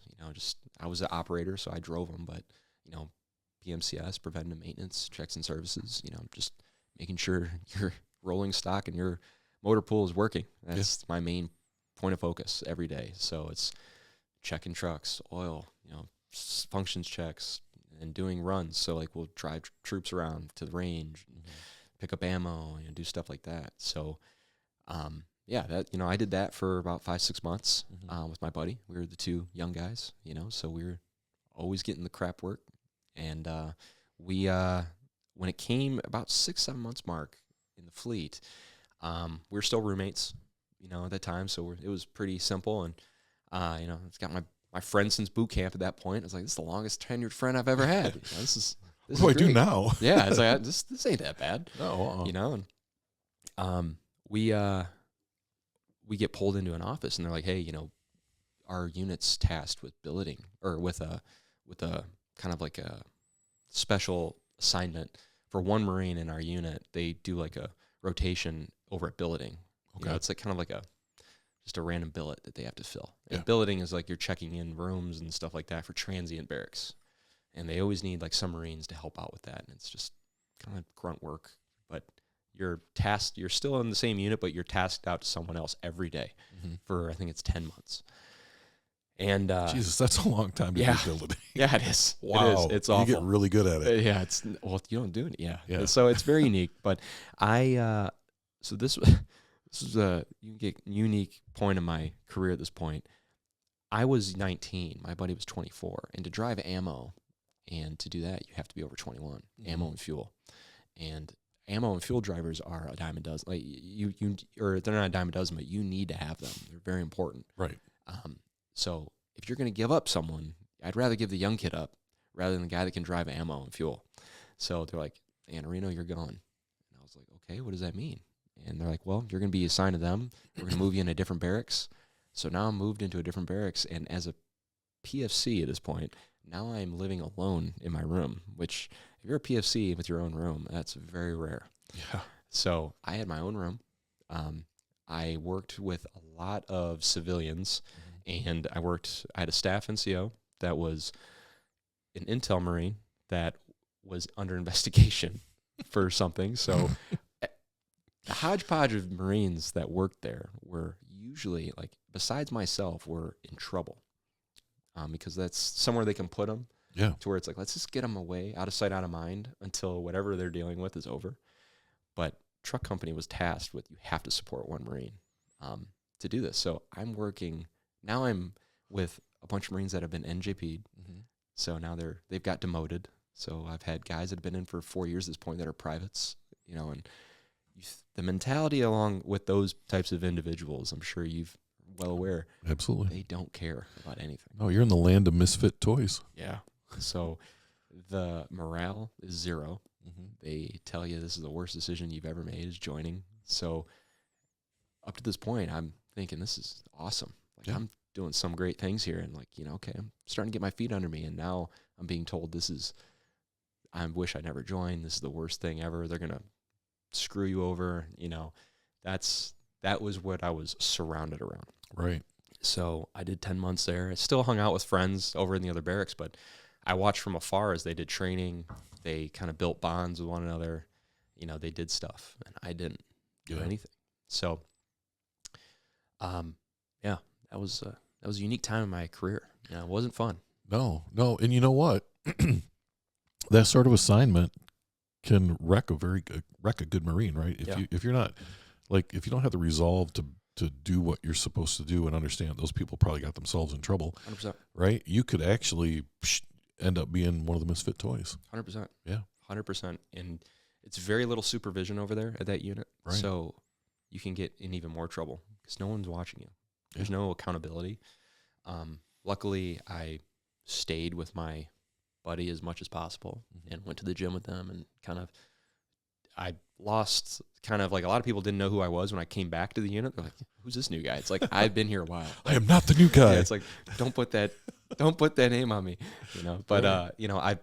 I came back as a Lance Corporal, and fast forward the 10 months, it's really uneventful. You just kind of move furniture around. That's really all I did, and drive a Govey. But I came back, and I check in to the company office as Lance Corporal Annarino, and I have this gunny there. He's a heavy Hispanic accent gunny. He's like, who the hell are you? Like, I'm speaking to him in this window, this dispatch window. And I'm like, Lance Corporal Annarino. I'm checking back in. He's like, who? Like, who are you? They weren't aware that I even existed. Yeah. I wasn't on their morning report. And I was like, I've been here. I had explained to him. He's like, okay, come in. So I get dragged in the company office. I'm sitting in the hallway, and I hear one of the Staff Sergeant Bartles walks through, and he's like, ask me, who are you? And I tell him again. I'm like, okay, man, like, no one knows who I am. Like, someone has to know I existed. Right. And I can hear some rustling in the room, and they're like, I can hear some kind of rustling of like, yeah, he might be good. He might be, yeah, he might, I think I remember him, or so on and so forth. I'm like, God, what's going to happen? And at this point, I'm not like a brand wide-eyed, new Marine. I've been in the fleet now for a little over a year. Right. So, I kind of know a little bit about what's going on. And someone pops their head out and says, they asked me, are you retarded? I didn't know how to answer that. Like, that's very blunt, very. I don't think I am. Not PC, and I'm right. No. And he's like, all right. So he goes back in. I hear some more things. He goes, can you drive? I was like, yes. And they're like, can you drive a tactical truck? And I was like, yeah. And like, go back in, and I'm like, what is happening? And they're like, Staff Sergeant Bartles comes out. And he goes, do you want to go to Afghanistan? And I was like, yes. Like, that's literally all I wanted. And right, just yes, like, please. Just like you said, it's, my time over at billeting could have ruined my career, because my time in the military, my experience. Because if I was, if I stayed over there, let's just say if I got extended, I wouldn't have stayed in. I probably would never have deployed. I would never have had the career I would have. So everything happens for a reason. So I come back, and they had a couple individuals get hurt prior to their pre-deployment training on their roster. So they needed to have Marines that were of a certain rank to go on this next deployment to Afghanistan. And I was brand new. I was a Lance Corporal. I fell right in that block of how long you had left on the island, everything like that. So there's a time frame, because you can't deploy and then your contract in Okinawa run up. Right. So you might have to extend over there, or like it's weird. Well, I want to ask a question real quick. Yeah. So I just want to make sure I understand this. The prerequisites to go to Afghanistan is you can't be retarded and you have to be able to drive. Yeah, that's pretty much and it. You got to have enough time left. Yeah. Wow. Pretty awesome. Or at least that's what it appeared like. So, right. So anyway, I got pulled into our CO's office, Captain Sanchez at the time, and I got pulled in there with Staff Sergeant Bartles and company guns, that Hispanic gunny, and they're all just grilling me. I have a gunny, a staff sergeant, and a captain in front of me, and I'm a new Lance Corporal. I'm just like, I've never been in this position where they're just talking to me like a human. Yeah, and they're kind of like, I don't know how to say, like, I'm trying to keep track of, yes, gunnery sergeant, yes, staff sergeant, yes, sir, yes, gunny, yes. So, I'm messing up the ranks, and I'm all like nervous, like, I just agreed to go to Afghanistan. I don't know what's going on. Right. So this is 2010. It's actually the beginning of 2011. And, so I get stuck with 3rd Platoon, and they just got back from a deployment to Korea. It's like a non-combat deployment, just training evolution, basically. And they were a tight group. They all basically came to the fleet within the same 5 months of one another, and they formed a platoon, and they've been with each other for about a year and a half at this point. So they were the guys before myself and my buddy came in. They've been in the same group the whole time. I'm seeing this trend in your life. I'm just like, there's this common thread in your entire life. Like, I'm the outside guy once again. Yeah. So I'm trying to find my place in this platoon of guys that are very tight. Yeah. And, I have 2 NCOs in the platoon, only 2, a sergeant and a corporal, and all of us are Lance Corporals. And they are 2 very experienced combat vets. And, they ran us through the ringer. They held us to a high standard, because they were in Iraq in like 04, 05, in Motor T. And those guys are, I don't know what time you were in Iraq. I was there 06, 07. Okay. So even then, I mean, that's peak times. Yeah. It was not I don't think it's ever a good time to be there, but that was not a good time to be there. And, they were over there you're losing a lot of people. Yeah. So, they knew what happens when you're complacent. So they made sure that we were not that. So, I got a lot of experience in training. We did every single range we could ever do. We did they were very good at giving us what we needed to be successful. You know, and that truly changed the way I approached leadership down the road based on them. But yeah, so we attached over to 1-3, which is over in Hawaii, 1st Battalion, 3rd Marines. Yeah, we went over to Hawaii for about 8 months, pre-deployment training. So we did all there's a PTA is Pahakalua training area. It's like this tiny volcanic island. I don't know if you've ever heard of it, but I have not. It's a tiny island that is all volcanic rock. And sounds like a great place to run. Yeah, but it's at the top of a mountain. So it's very cold, and it swings very cold, very hot, very drastically, and it's beautiful. But if you ever do ranges and you have to get on the knee or the prone, it's volcanic rock. It cuts everything. So, you know, driving there, you know, we got to do a lot of cool ranges and whatnot, a lot of cool driving experiences in the middle of the night, night vision ops, stuff like that. And somehow I ended up finding myself, the person that I replaced was going to be their mine roller operator. So they didn't have, everyone kind of had their positions in the convoy that they kind of already predetermined when I joined the platoon. And that was a vacant spot. They were trying to test some guys out. I guess Sergeant Bazua at the time, he was our lead NCO and our NAV, you know, our security team leader and everything. That was his driver. Like, he's going to be in the lead vehicle. He wants to make sure he has the right person. Absolutely. So he, long story short, you know, after months of training, he just kind of asked me, Annarino, get up front. We're going to see how well you drive. So a couple guys drove the mine roller. I guess he didn't like it. I drove it, and I guess he thought I was okay at it. So he said, you want to be lead vehicle operator? And I'm like, yes. He goes, you do understand what comes with this, right? Like, if you fuck up, someone's dying. I was like, yes, I want to do this. So I was like, okay. So I became our lead vehicle mine roller operator for the deployment.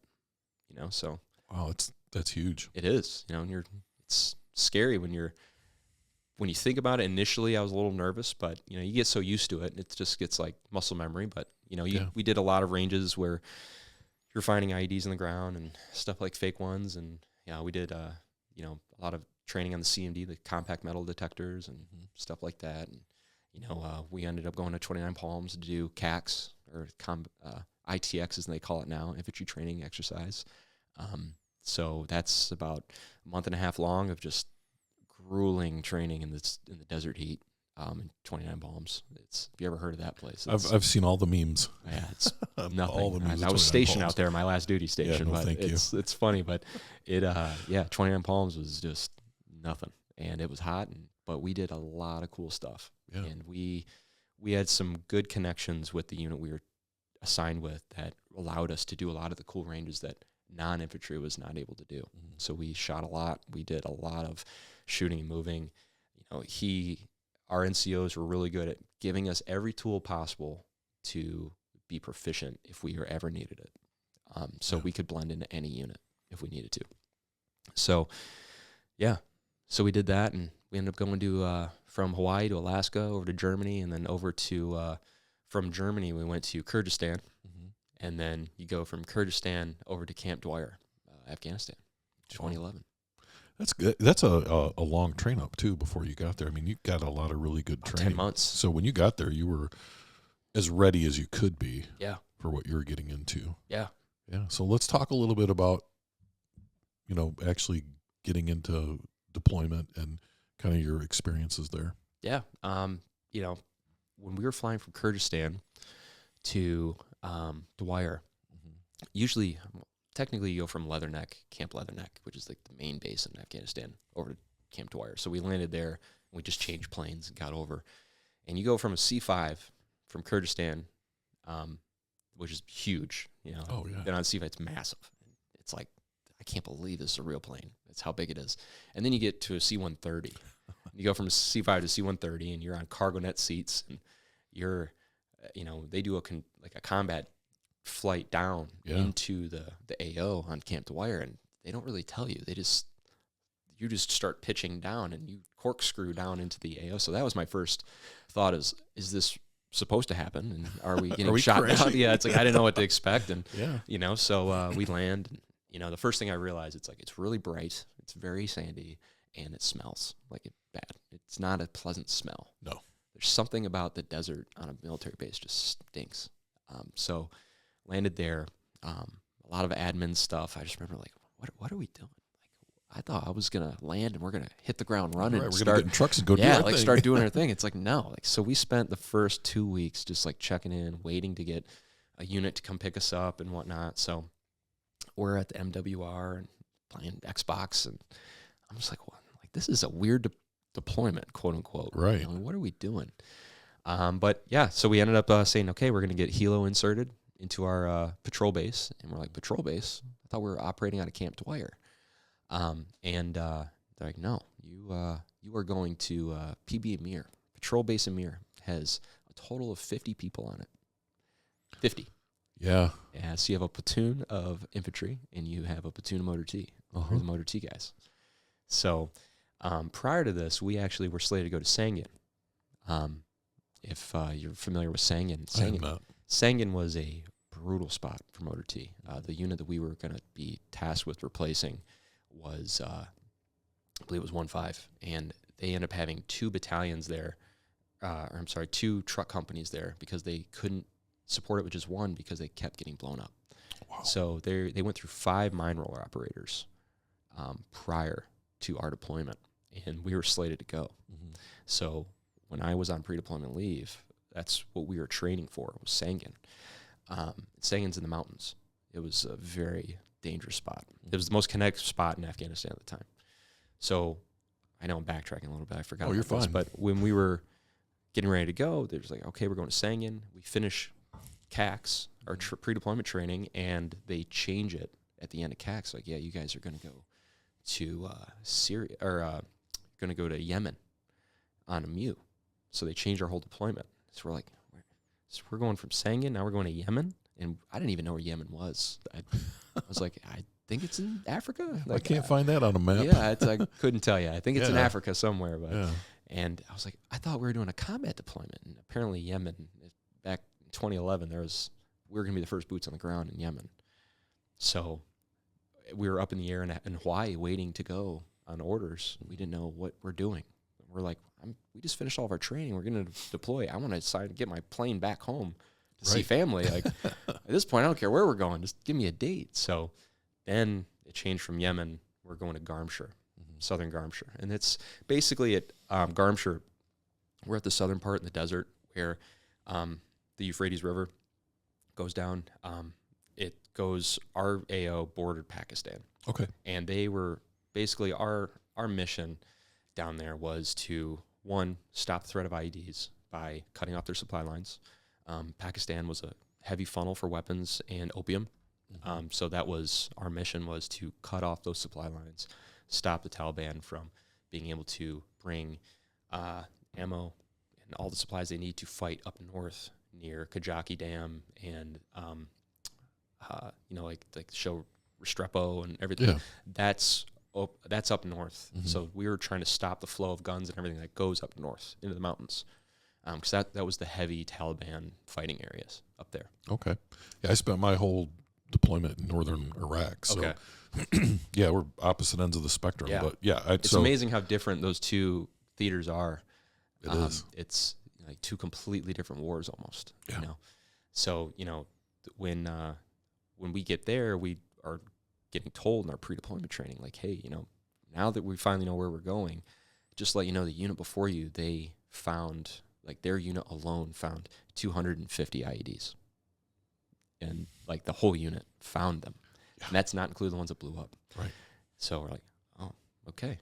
Because that's, in Afghanistan, that's the main threat is IEDs. Right. It's not like you're going to get fired at and shot at, but it's our ROE back then and our rules of engagement. It was very limited in what you can do. Like our ROEs and our ability to engage the enemy depended on a few things. One, you have to have a clearly identified enemy with a rifle pointed at you. PID. Yep. Yeah. You had to have nothing behind them. So you couldn't possibly shoot anyone that would be behind them. So basically, imagine them standing in the middle of a field. That's like the only time you can shoot. Mm-hmm. And then if they go into a home and shoot you and go into a house, you cannot shoot back. So you don't know if there's anyone in there. That's pretty restrictive. Very restrictive. And everything is mud huts over there. There's no buildings. It's just mud huts. It's straight out of like the biblical days in Afghanistan. Right. I think somebody once said, we're going to bomb them back into the Stone Age. And then when we got there, we realized they were already back in the Stone Age. They're already there. Yeah. You can't go back any farther. No, you can't. It's pre-script, it's, so it was unique. We go there and we fly into the patrol base. We turn over with 2-5. I end up seeing someone out of my MOS school in 2-5. Wow. So we helo in the middle of the day. I got some pretty cool pictures, like heloing in. We're in an Osprey, and the Ospreys at the time, if you're familiar with them, they in 2011 they had a lot of issues crashing. Yeah, and they're not easy to fly. No, and they're a very unique thing to fly in because like the G's go from up and down like vertical, and then they just turn to go left and right when that transitions into a plane. Yeah. So we end up inserting with an Osprey. We get off the helo. It's just we see our patrol base, and it's mud walls. It's like an old compound, and it has one string of concertina wire over the wall that's maybe 8 feet high, and sandbags on either side that hold the concertina wire up. And it's basically our side is like a supply area where they just airdrop pallets of water, food, and ammo, and we basically take that and deliver it to all the tiny remote patrol bases in our southern AO. So that was going to be our mission, is to keep the infantry units gassed, fed, and supplied. You're their lifeline. Truly. And you can't take large convoys down there because of the road situation. There's one main route. It's called Route Cowboys. That was a main MSR. Secondary road. It's a hard-packed, gravel, sandy, moon dusty road, but it had giant potholes in it. It had IED attacks all the time. That was your best route. And then you had all these tertiary roads that were just mud, dirt, big enough for maybe a white Toyota or like a motorcycle, So that was our AO. It's nothing. And then you had the Eastern Desert. That was just flat desert. So we check in. We start doing a left seat, right seat turnover, which basically you drive with someone from the unit you're turning over with.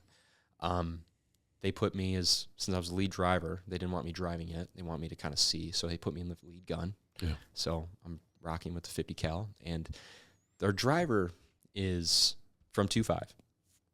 And the navigator is Sergeant Bazua, my NCO.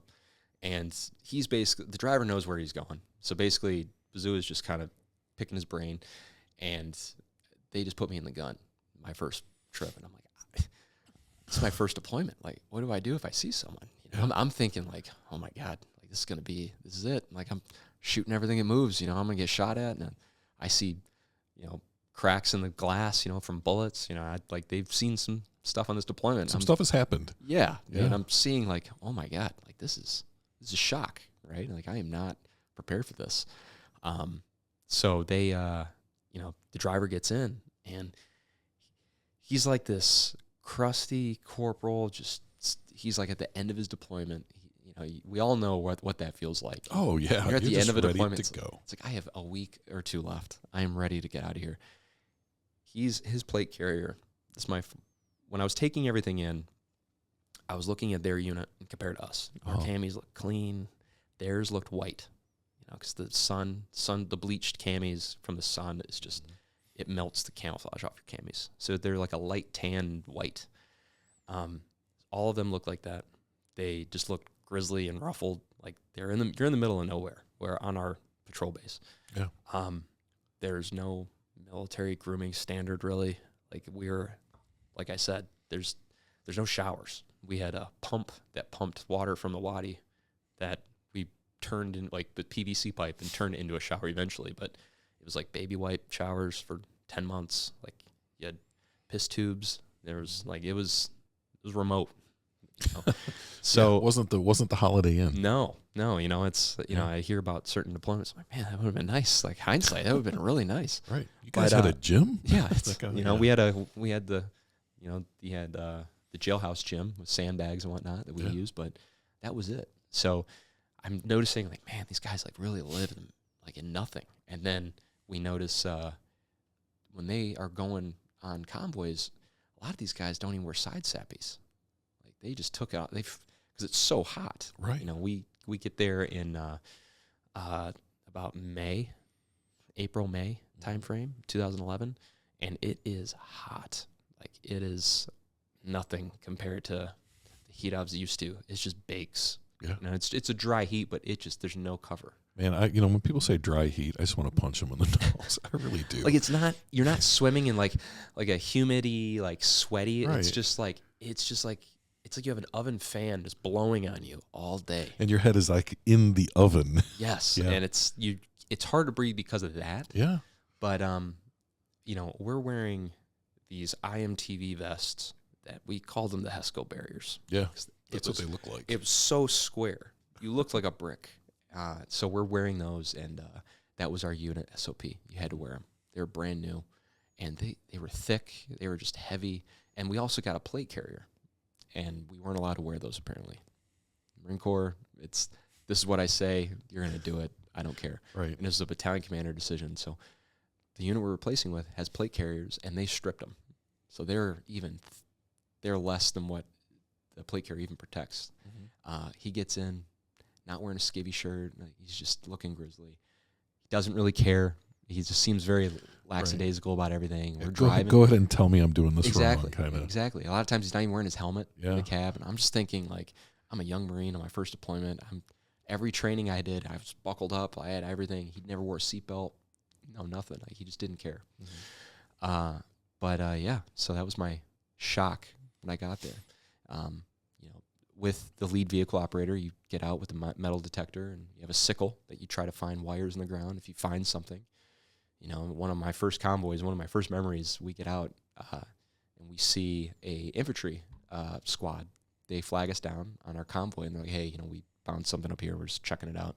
Just stand by and keep us in your bubble of your Thor system, like your RFID device that shoots out like electro signals on top of your truck. Yeah. Gives you basically a bubble, for the people listening that don't know, it gives you a bubble to protect yourself for someone to use a remote control device to blow off an IED. Mm-hmm.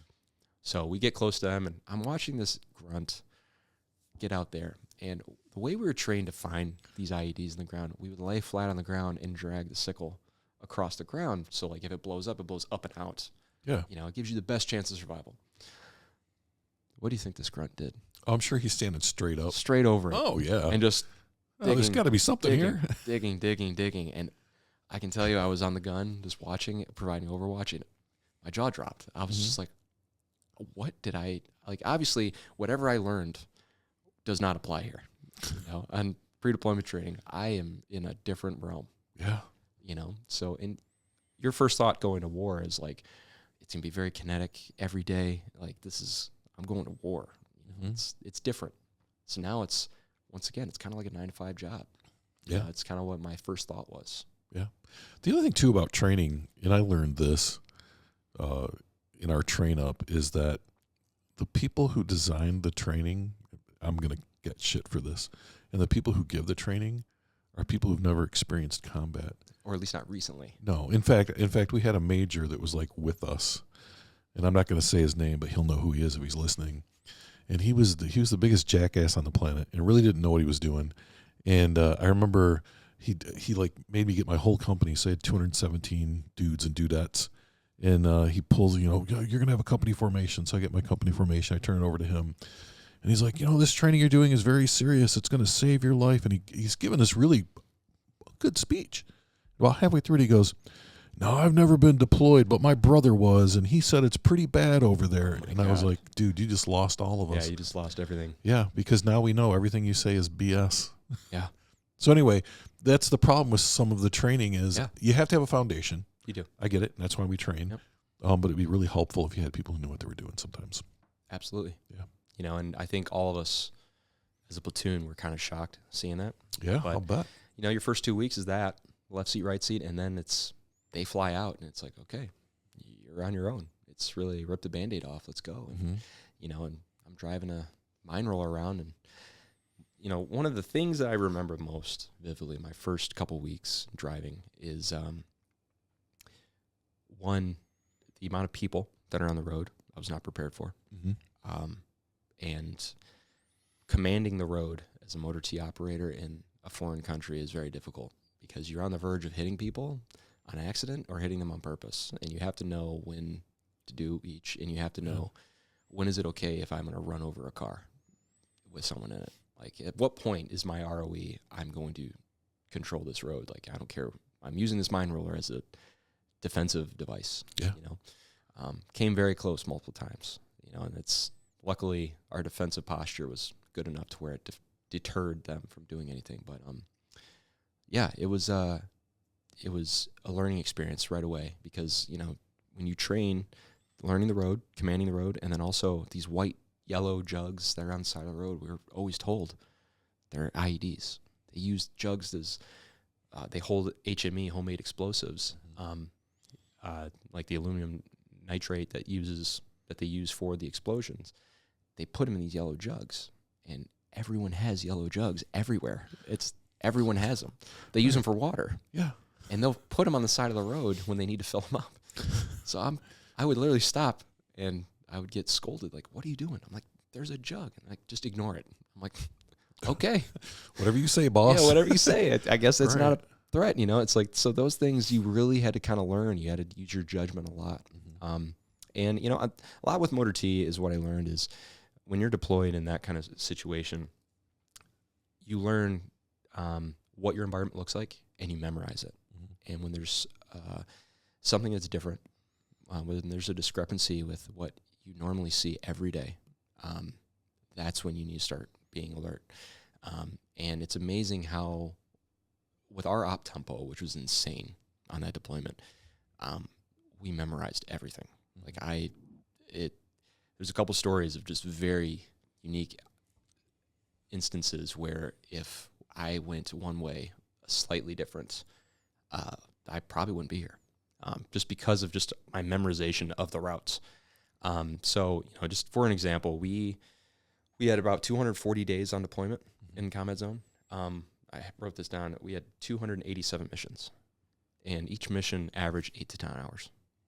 So there was multiple 3-day-long ops that you're not sleeping. Right. It's trying to drive and find IEDs when you're up for almost 72 hours is challenging. It's like you're drunk. It is. It is. You're drunk, and it's muscle memory.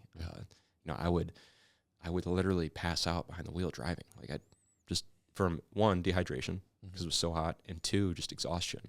That Sergeant Bazua, my buddy, he hit me in the helmet as hard as he can, like, wake the fuck up. Right. And he just yell at you.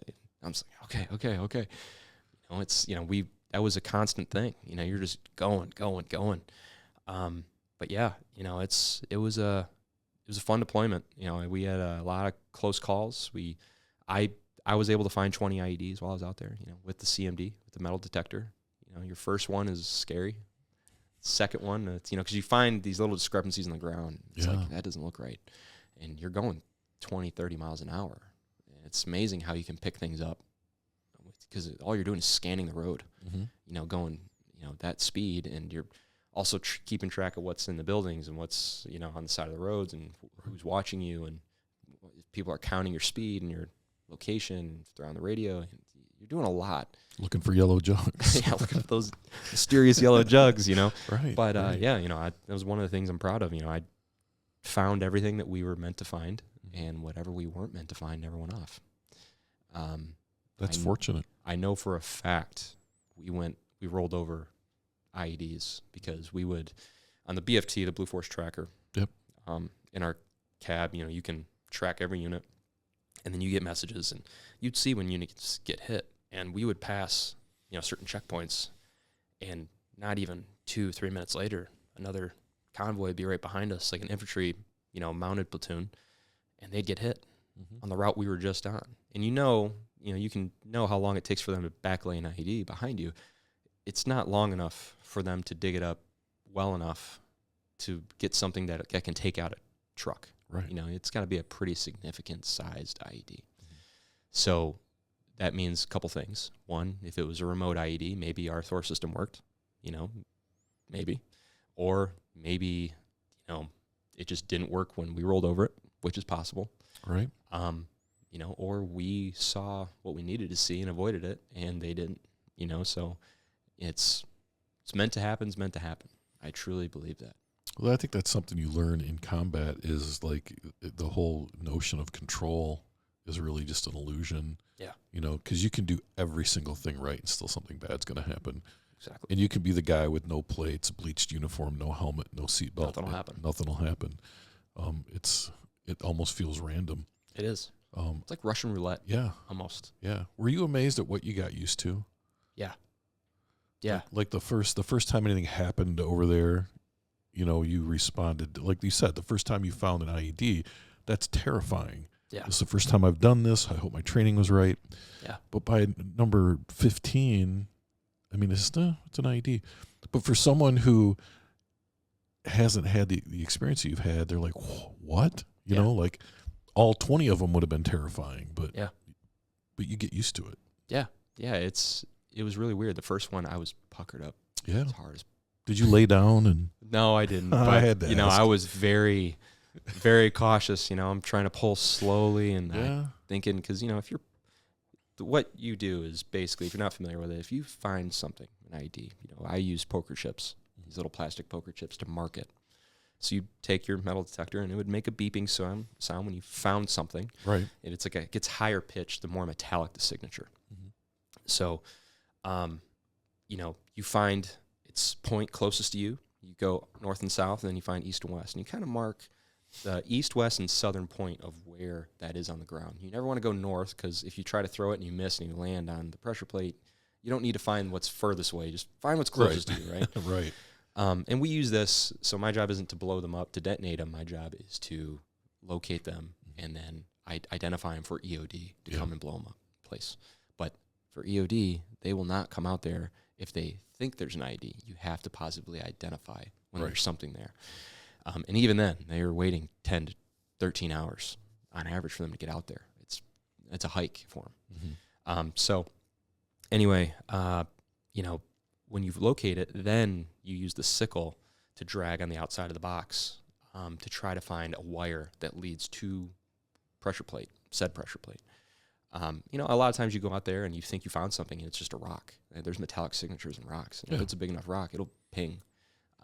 And you get close to where that is with a sickle. Once you can kind of start telling when something's not a metallic like plate and when something's a rock, it has sporadic beeps, and it might just be there's metallic parts of the rock in there. And when it's a solid ringing sound when you hit something that's a pressure plate with copper wire in there for a connection. So, you know, you get good at understanding when something's, you know, not supposed to be there, not natural. Yeah, you sort of learn to discern. You do. You know, with some beeps. Right. You know? Yeah, we're not going to call everything an IED. No. But we're not going to call nothing an IED. First 2 months, you think everything is. Oh, yeah. And then towards the end, you're like, can we go around it? Yeah. Towards the end, you're not wearing sappy plates and your friggin' uniform's all bleached out and you're tired. Yeah, and, you know, like the more times I did it, and the more I understood the AO, I got really good at doing it to where, you know, I could spot, we might have found something in the ground, but let's investigate around the sides of the road rather than just going right to there. And a lot of times I don't even need to use my sickle. I can see wires coming out the side of the road. And it's like, okay, well, I know something's there. Like, I don't need to. I'll throw a spotter on there because I know it's in that general direction. I can, when we would call EOD, and I'd say, it's about 5 feet north of that spot. Just, you'll find it. Mm-hmm. It's right there. You know, I'm not going to put myself at risk to find it. Like, I know it's there. So, you know, and that's helpful. It's helpful for them too. But, so, you know, we did that. And a lot of times, you know, finding these IEDs, you see people standing watching you because they'll put fake ones out and see how you react. They're testing your SOPs. So, you know, there's a lot of being holding an aggressive posture. You know, there was one moment I remember specifically, not IED related, but we went to do a resupply down Route Redskins, which was a very, very bad route. A couple weeks prior to this event, we go to resupply this base, and there was a tiny little guard shack at the end of the road, because there was like a main, this main road is not really a main road. I don't think I could drive a quad down this road, but we did it in trucks and it was hard. Yeah. But the main road led to a tertiary road that's like a footpath, and they had a guard shack there. And we would drop off supplies at that guard shack, and they would take like a gator, like a 4x4 side-by-side Polaris gator, and they'd pick it up and shuttle it back and forth. Well, we go up, and this guard shack literally is blown to pieces, and we could see it smoking. We come around this corner, and we're like, that's not supposed to be there. And we go investigate, and there's an AMP, like an Afghan national policeman. He just got blown up by an IED. They just did a change of guard, and in the change of guard, by the time they changed over, they put like a anti-personnel mine or some small IED in there, blew him to pieces. Wow. And this guard shack is just, he's everywhere. Yeah. There's nothing left. Like, he's pieces. So this is 2 weeks prior. So we get up there and we resupply them. We drop everything off, and we're going to turn around, and where you have to turn, it's like this field that normally we've had no issues with. We don't really drive in it, but we're like, we had our wrecker, like our recovery vehicle with us, and that day, for some reason, and which is a good thing we had, but we go to turn, and one of our MRAPs gets stuck. So it gets stuck mid-wheel well in mud. Like, it looks hard, but it's all mud underneath. Yeah. So now we're in a really bad spot, and our truck is stuck. Like, we cannot get it out. And you're not going to leave a vehicle behind, right? So it's like, I'm staying here until we get it out. So we end up getting a cordon, we end up setting it up, and you can start seeing, when we're getting the cordon set up, there's more people coming around. And there's like all these little huts and mud walls and compound walls, and you start seeing heads pop up, and like, okay, there's kids playing in this little wadi, this little river has this little waterfall, and there's kids playing and jumping in it, and we're like, okay, so the kids are here, we're fine. That's what we've known. It's kids are around, you're good. And we get the wrecker out to go pull them out, and the wrecker gets stuck. It falls through. And, we have our wrecker operators, our recovery guys, they're walking out, waiting in this mud, hooking it up, and they come out, and they're like, I can't get me out. Like, yeah. So now we have, and in MRAP, if you're not familiar, they just have an awful transmission system. Their torque in an MRAP is very bad. So if you're ever trying to climb a hill or anything, MRAP's the worst vehicle to be in. It's a safe vehicle, but you can't see anything, and you can't get out of anywhere fast.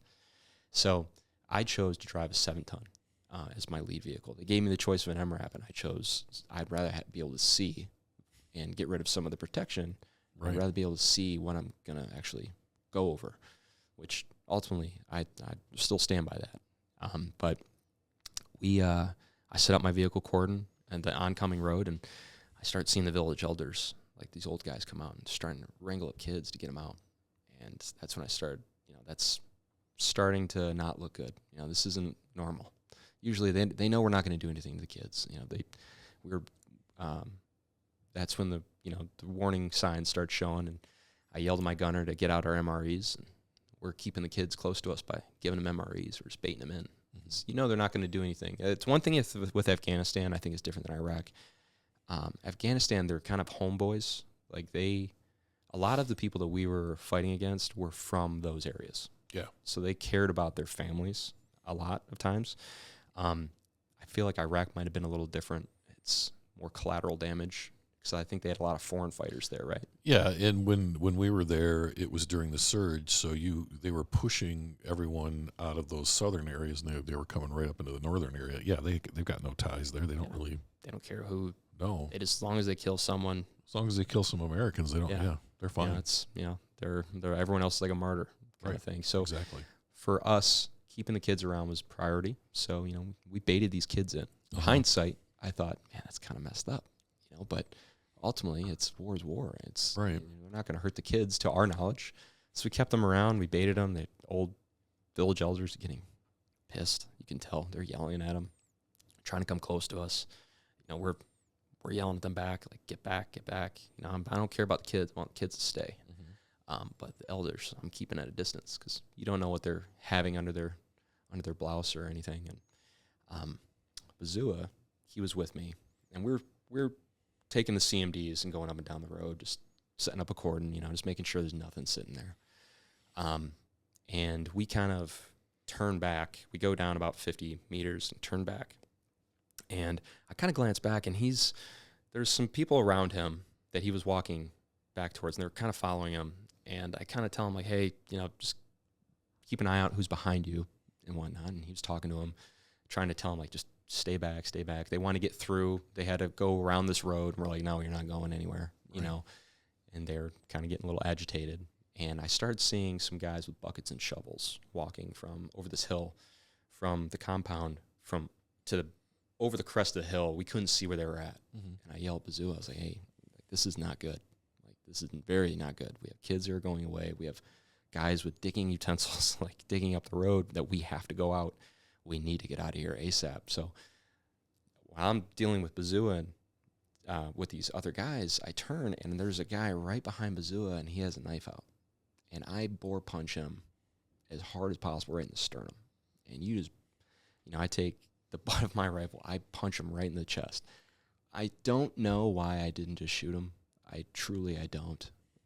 It's just a kind of reaction. Right. He wasn't like about to swing or anything, but he had a knife out. And I'm sorry, you're not going to be standing around. He could have been a farmer just doing something. I don't know. But I punched the shit out of him. And he was gasping for air. We had an interpreter with us, and he grabbed him up and was kind of yelling at him. And, the guy couldn't breathe. And, immediately that was like, okay, we got to, this is bad. It's time to get out of here. Like, I had justification to shoot this guy, right. And that was my first moment ever having justification. Like, I could have killed someone right here. So, we start getting back in our truck. We don't leave the trucks, and we finally get it out, So now we're trying to get out of here, and we going down this road, and I'm like, oh, there's something in this road up here. Like, I know it. Ultimately ended up not blowing up. I wasn't going to get out because it was too much of a hazardous area to, like, try to investigate. We just had an IED go off 2 weeks ago. So that was like our first harrowing moment of, like, this could have been a very bad ambush. We were stuck. We couldn't do anything. And it's compound walls all around us. Like, they could have done anything to us at that point. It's amazing how things turn. Like, you could tell. There's like a sense of when something's going to happen. But yeah, that was the first experience over there where I was like, okay, we just avoided something could have been very bad. Oh yeah. Yeah. I mean, you know that when you go to the market and there's no one there. Yeah. Oh yeah. The bazaars. It's like, drive past the college and there's no students. Yeah.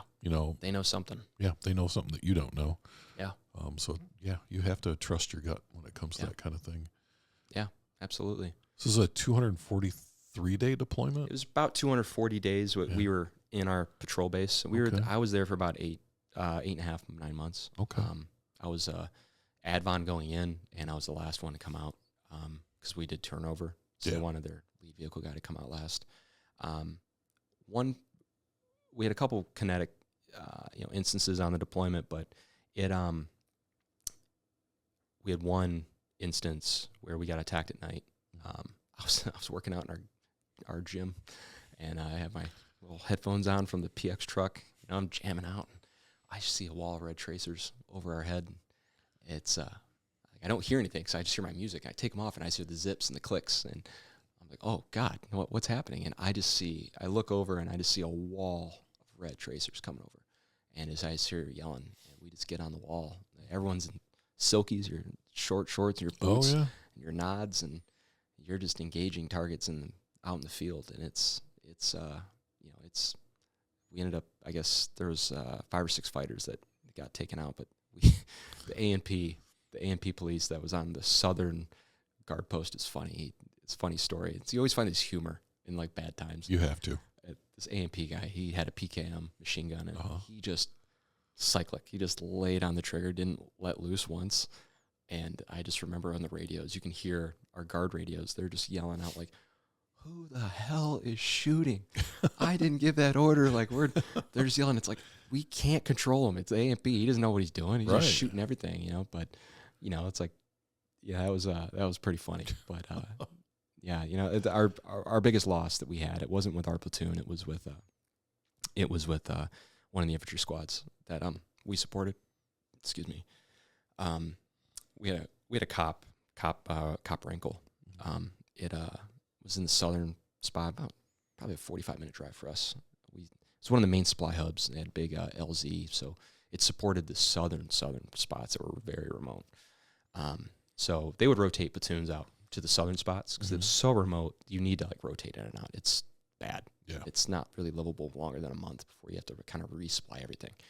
So I got to know Nicholas Ott pretty well through like working parties. Every time we drop off water and everything, it's like you just have the grunts come over and help you out, and you end up just getting to know people, you know. And I knew him for quite a few months at this point, towards the end of the deployment.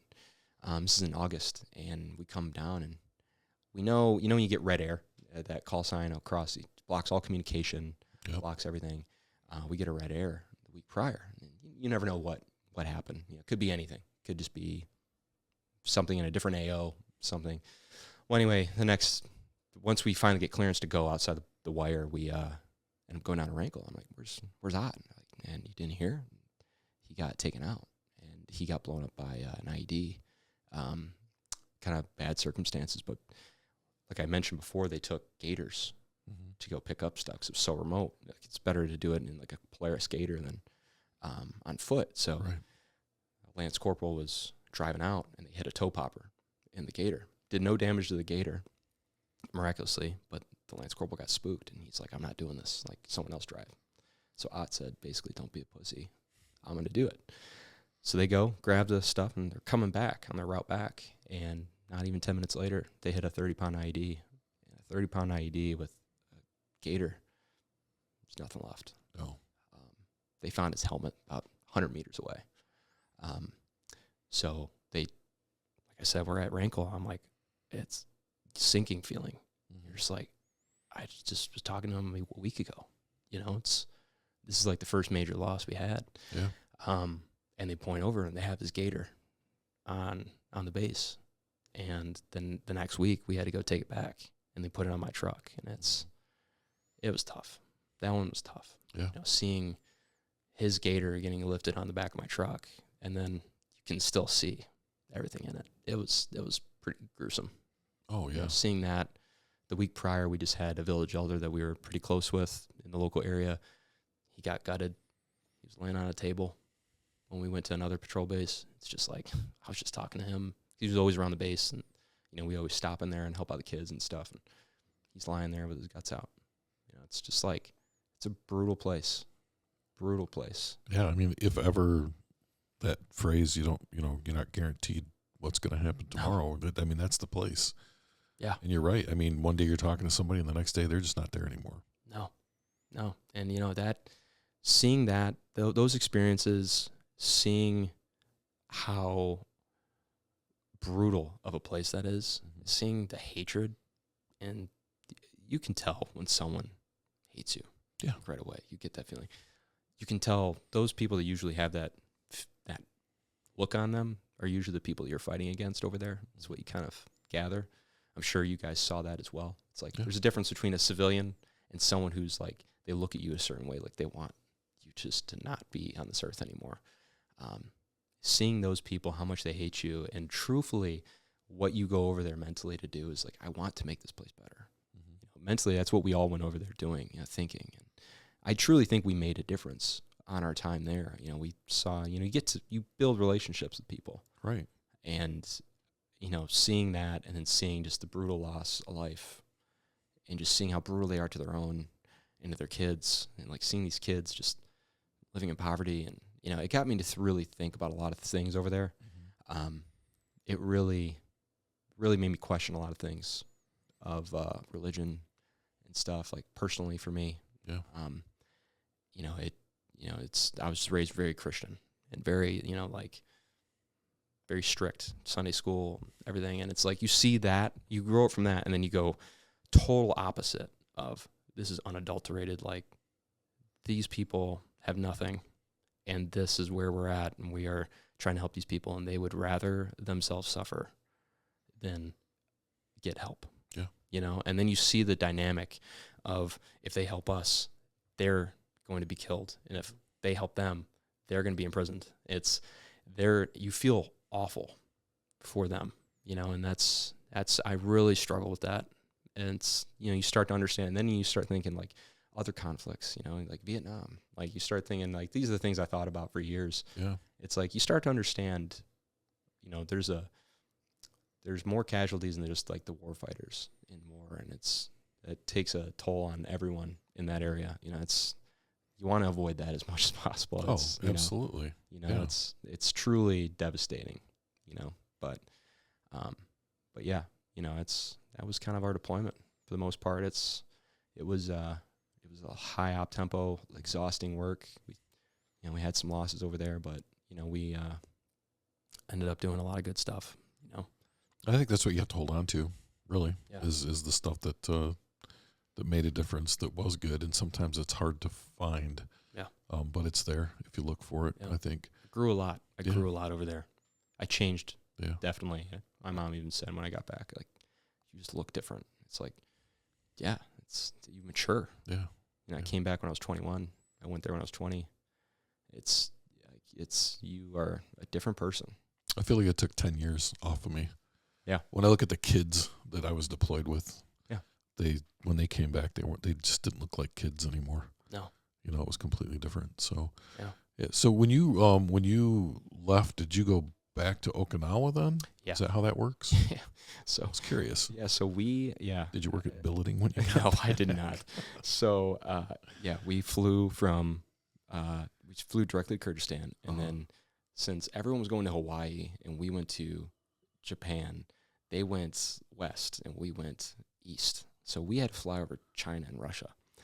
And so it's kind of funny, but I took a bunch of NyQuil prior because I was like, it's such a long flight. Dude, that's such a Marine thing to do. Because when we came back from Iraq, I don't mean to interrupt you. When we came back from Iraq, man, it was like the Marines were doing NyQuil shots. And it was the Marines doing it. Yeah. Anyway, so you take all this NyQuil. Drugging ourselves up just to go to sleep. Yeah. So I take a ton. Like I took like 2 of those little packs of 4. I was like, I'm knocking myself out. Right. So I was out. I woke up when we were taking off, or I went to sleep when we were taking off, and I woke up when we were landing. And I'm like, oh, thank God, it's so good to be home. We're gonna go back to the barracks. And I look out the window and we're back in Kyrgyzstan. I'm like, what just happened? And apparently we got denied clearance to fly over China and Russia. We had to get clearance, and we were a military contracted aircraft. You fly those civilian air. Yes. Apparently there was a clearance issue, and they said, if you continue, we're going to restrict your airspace. We're going to shoot you down, basically, probably. Right. And so we had to turn around, go back. So we had another 2 weeks in Kyrgyzstan. We're just like, are you kidding me? No. Yeah, it's like, I just want to go home. And Kyrgyzstan's not a fun place to be. It's boring. It's Air Force Base. Like close to Russia. It's just gray and Eastern European. We ended up flying great the second time. And, we land back in Oki, and, you kind of they give you, I think, a couple weeks, kind of detox a little bit, and just kind of do some BS work, and you're just keeping busy, kind of. They don't expect you to do anything. And a lot of time, like after you get back, especially in Okinawa, it's weird because your contract in Okinawa kind of ends. And a lot of guys end up either they're EASing, like the end of service, like their times either come to an end, they don't want to re-enlist, or they re-enlist and get a new duty station. Or a third option, you can extend in Okinawa if you had some time, if you want to re-enlist, and you can extend there for another 1.5 years. So I was already there for 2 years at that point, getting back. I was close to being a corporal, so I was close to picking up. I decided, I'm going to re-enlist. Ended up picking up corporal pretty soon after that. Then I decided to re-enlist, and then I stayed over there. They gave you kind of like a little kicker to re-enlist with a 30 days of leave or a free plane ticket to Seattle round trip. So that way, that's a huge bonus. Yeah, so I chose that. So I went home for like a month, free leave, and got a ticket, and re-enlisted and stayed over there another 1.5 years, and I was an NCO over there. So it's like a little different experience, but a lot of the guys rotated out, and I was me and like maybe one other guy was the most experienced people over there in our company at the time, because everyone rotated out. So we're the 2 kind of combat vets in our unit. Everyone else was not deploying after that. We stopped tagging in with 3rd Marines deploying. So Yeah, we did a lot of training over at Mount Fuji, mainland Japan, and being combat vets, we're leading all the training. Just kind of like what you said, you want to have experienced people leading it. The year prior we were in Afghanistan in a pretty kinetic area, and we led a lot of mount training, a lot of urban training, a lot of IED finding, and my personality up to that point was not a leader, like a vocal leader. I was more of like, I'm just going to do everything I can to the best of my ability. And usually that means people at that point kind of just like knew I was very trustworthy. Yeah. And when I became an NCO, I started trying to be something like the very vocal guy. And I just wasn't that. I really kind of started to struggle to learn, what being a true leader in an NCO is, that last year and a half really taught me a lot. But yeah. Yeah. And if you're trying to be that vocal leader and you're not, then you really look like you're trying to be a vocal leader and you're not. Yeah. It doesn't come off as genuine. And, it took me some time, and I had a really good mentor at the time say, and it's something I still learned I still follow to this day. And I told a lot of my junior Marines this down the road, but was, your leadership ability it's like a toolbox. You're going to take the tools you need from someone you learn, someone you have, good or bad. You're going to take them and put them in that toolbox. And that's how you're going to shape your toolbox. Mm-hmm. So, if you have a leader, I've had many leaders that sucked. I hated them. Like, I just did not like them as people, let alone a leader. Right. And that's in and out of the military. But there might have been one thing that they did well. I'm going to take that and use that in the future at some point. I'm going to remember that. And you also want to remember the things they did really poorly, because you can know this did not work. I'm going to use this down the road and not do this, or know when to identify when someone is doing this, How not to do it is a great lesson as well. It's a great lesson. Yeah. So, I think I used that, and that really shaped me into the person I am today. I used that years later when, now becoming a father, I use that experience and that mindset when trying to shape how to be a dad. Yeah. And that's what I kind of do, is like, what didn't work?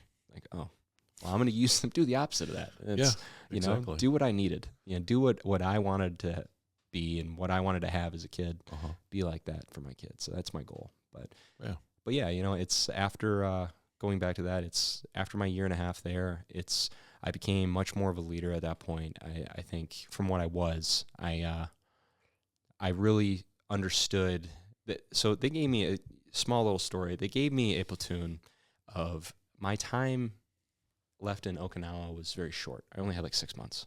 So they didn't want to give me some major platoon to run and to do a pre-deployment training or anything like that, because I didn't have the time. So they gave me kind of the broke dick platoon.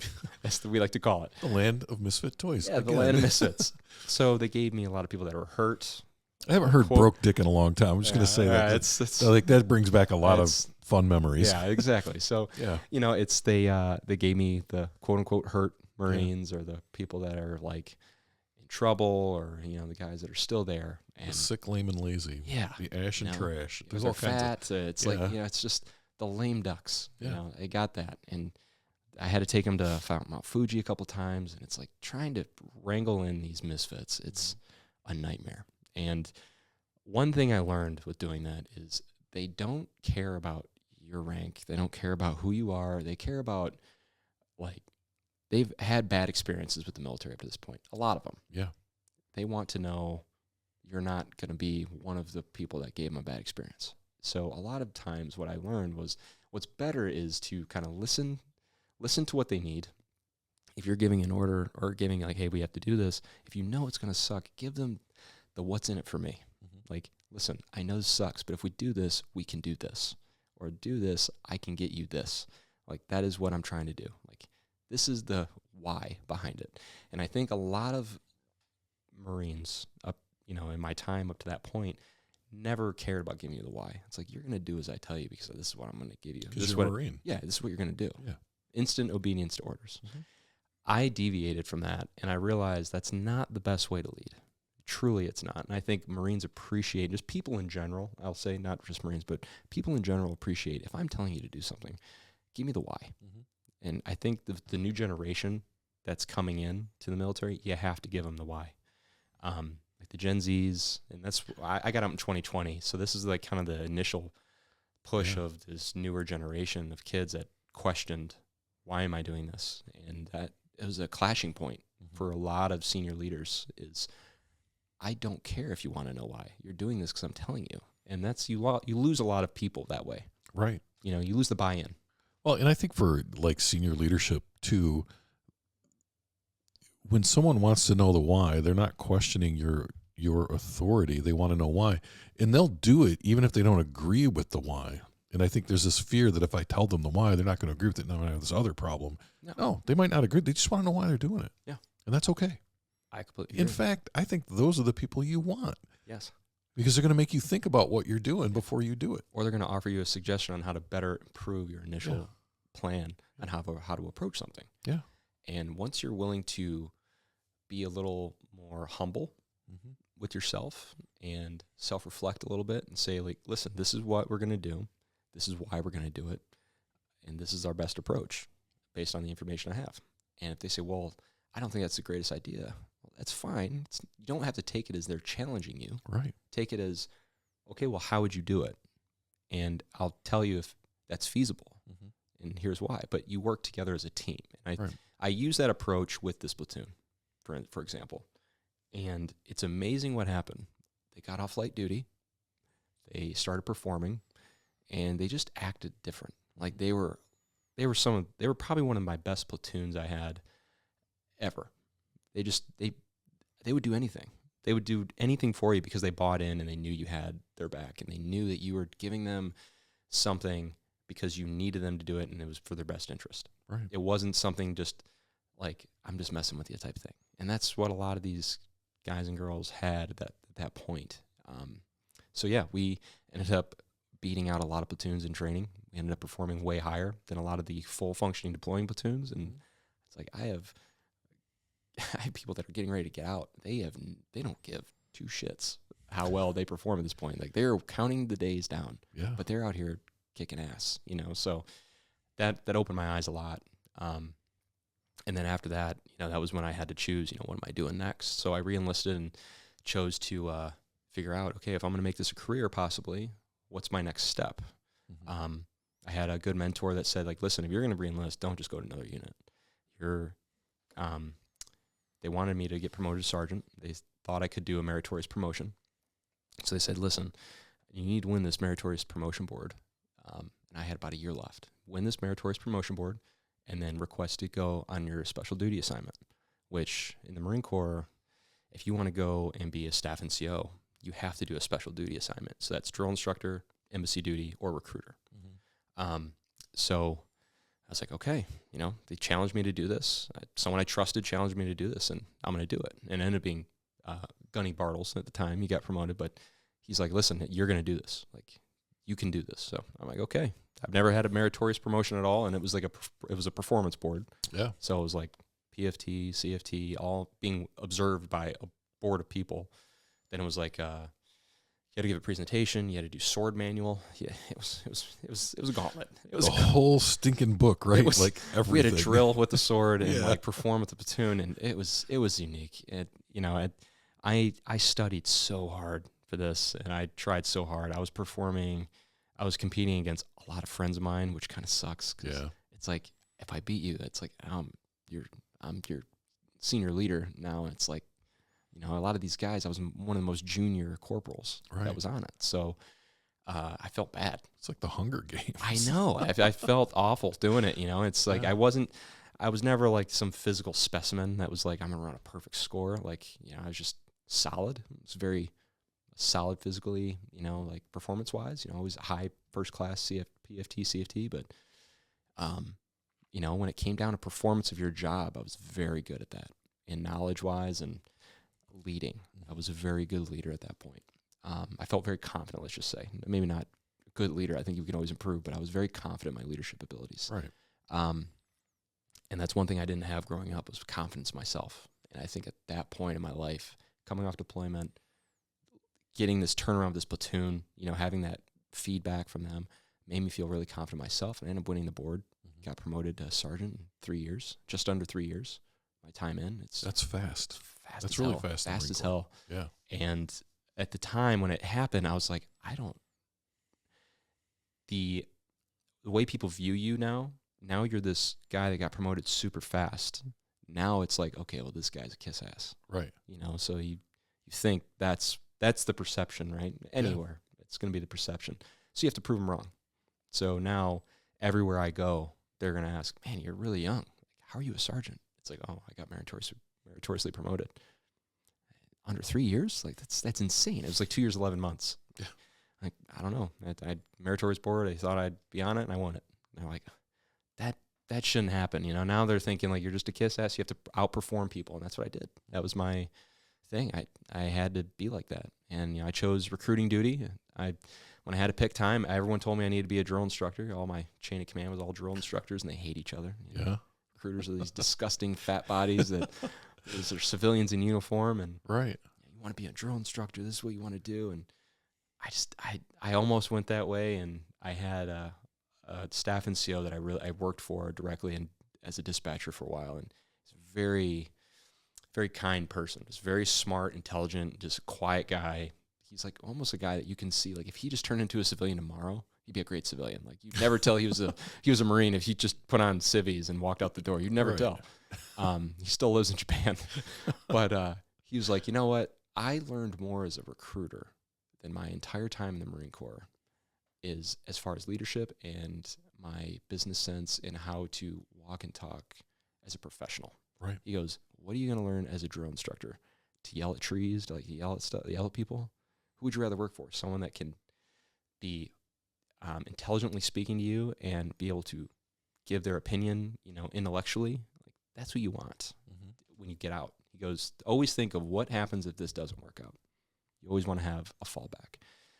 So, and he also said, not to mention the ribbon or the recruiter ribbon sits higher on your ribbon stack than all the other SDAs. And so he's like, it's harder. Yeah. So I chose recruiting, and I got mocked a little bit by my other chain of command. But recruiting, I went out recruiting and requested to come back out to recruiting station Detroit back home. I thought that'd be a cool place, and they put me up in Richmond, Michigan. Where the hell's Richmond, Michigan? 31 in Gratiot. Oh, okay. It's like Chesterfield, just keep going up Gratiot. Yeah, yeah.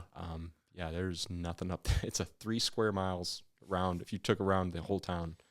But yeah, I had I lived in Chesterfield. I had Lance Cruz North, Anchor Bay High School, and New Haven as my high schools. And I was there for 3 years, from 2013 to 2016.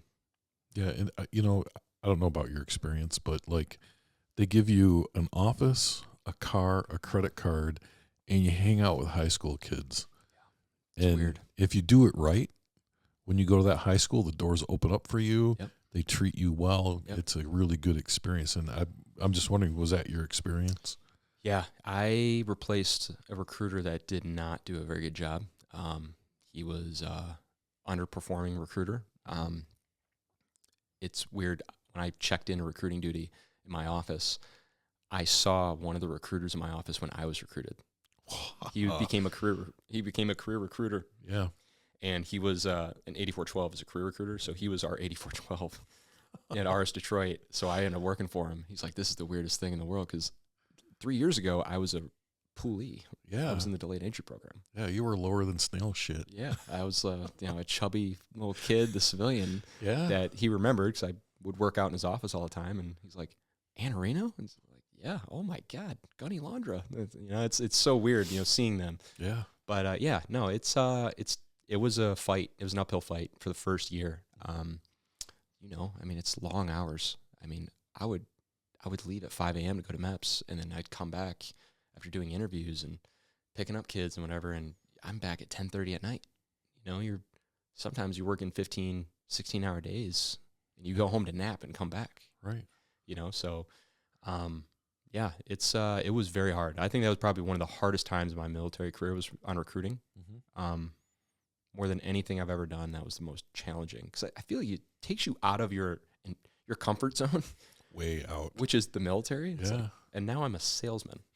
And right. I'm selling an idea. Yeah. Like, I'm not selling you a product. Right. Like, I'm selling you an idea that could possibly get you killed. Yeah. and you're going to take you away from your family.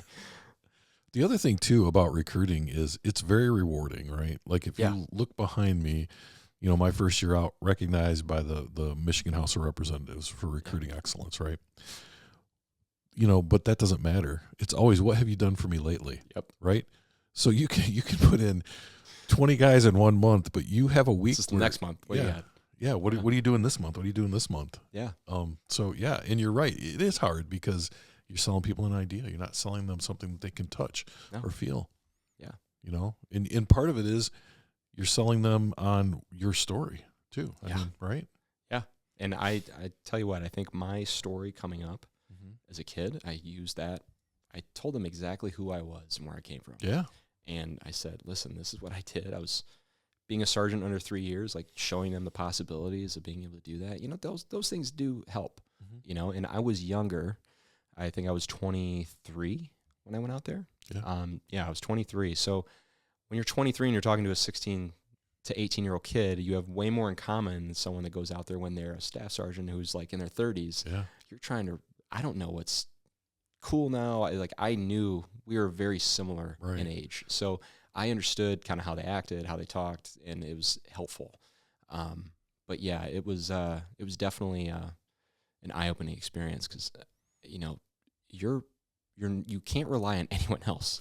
It is you alone. Right. And it's cutthroat too. Even if there was someone else to rely on, you're on your own because everyone's worried about themselves at that point. And it's designed to be that way. It's not even that it's not even that you get those people out there. It turns people to be like that because I would love to help you, man. But if I help you and I don't meet my numbers, like I'm screwed. No one cares that I helped you. No. You did help each other. I mean, I will be honest. We did help each other, but not to our own detriment. I wouldn't go out of my way to cause myself to miss a timeline or, you know, a number for me to help you, but I would help you if I could. Right. If I was ahead, you know, we gave people away. It's like trading people. Well, I got to ask. So I recruited in the Navy. You recruited in the Marine Corps. Did you learn this little trick early on? I'm going to make goal and I'm going to maybe throw a couple extra bones in there. But I got 10 guys. I'm stringing them along because I know next month's coming up pretty damn quick, right? Like the first couple of months, you're like, pew, pew, pew, pew. You're putting in tons of people. Yeah. And the people who are watching, they're like, oh, he's going to learn this lesson. It's blown slow and quick. Yeah. No, I had, you know, you have those calendars on your desk. On the bottom of my calendar, I kept a running list of names. Uh-huh. Oh, sorry. I kept a running list of names on my calendar, and they were names of guys that I knew if I needed them to join right away, I could get them to join. Yeah. But I would tag them along and say, oh, you know, there's no rush. You know, they're usually grads. All the seniors, obviously, you know, with people that are listening that don't know recruiting, seniors are gold. Like you want your seniors because when they graduate, they have to ship soon. Yep. Grads can ship whenever you want them to, pretty much. If you need someone to ship right away, you talk to your grads. Yeah. They don't have to wait for the school year to end. So my grads, I had my list of, I need someone to join right away, and they probably weren't the best applicant, but I could get them in. Right. Now, it might take some finagling, some work on my end, but I will find a way to get them in. Well, it's up to the Marine Corps to turn them into Marines. Yeah, it's right? like I'm throwing them up. Right. Now, what's difficult about recruiting, and I don't know how the Navy does it, but, you know, statistically, you're responsible for this individual up until they graduate boot camp. Oh, no. Yeah. Yeah. When they got on the plane? No. So if they fail out of boot camp, that goes as a hit on your numbers, which I argued for. Why is this my problem? Like, I've trained them to meet the standard to go to boot camp. I'm not a drill instructor.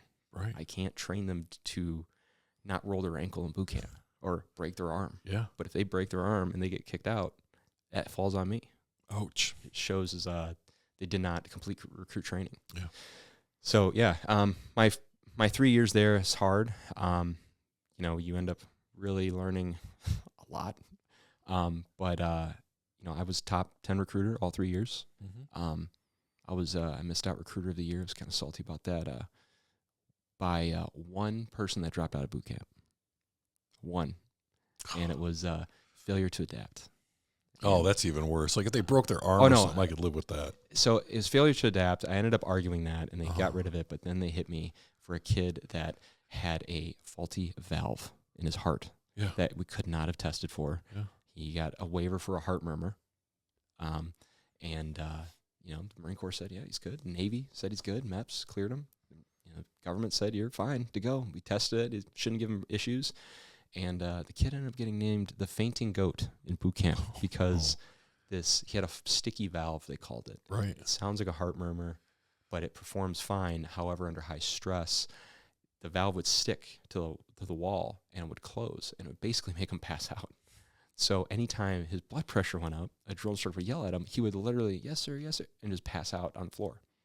So I would, you call these drill instructors a lot. Yeah. And you talk to them, they all sound, like drill instructor, frog voice, and they're like, I remember talking to this drill instructor the first time. He's like, are you recruiting so-and-so's, are you his recruiter? I'm like, yeah. He goes, what the hell did you give me?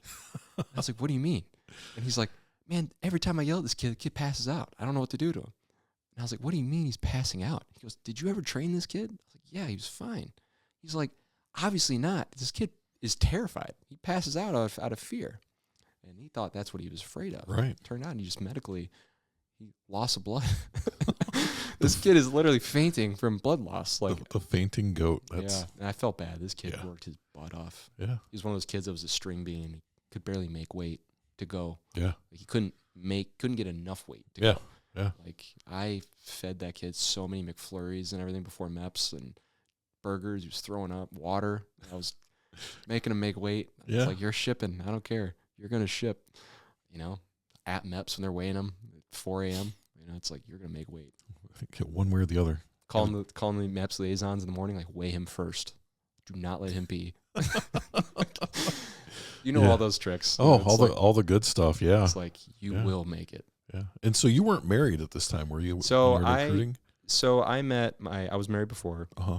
I met my ex-wife my first year. I was about 10 months in recruiting. Mm-hmm. I met her, and we were just young. It was one of those young, military stories. Starter marriage. Yeah, and it's like she was a good enough person. It's just we were really young. We were better friends than anything, and she followed me to my next duty station, and she was with me there, and it just didn't work out. Mm-hmm. It's just one of those things where it's on recruiting, you're a totally different person because you're stressed out all the time. You're working so many hours, and then you change and you go to the fleet where it's a normal-ish 9 to 5. Mm-hmm.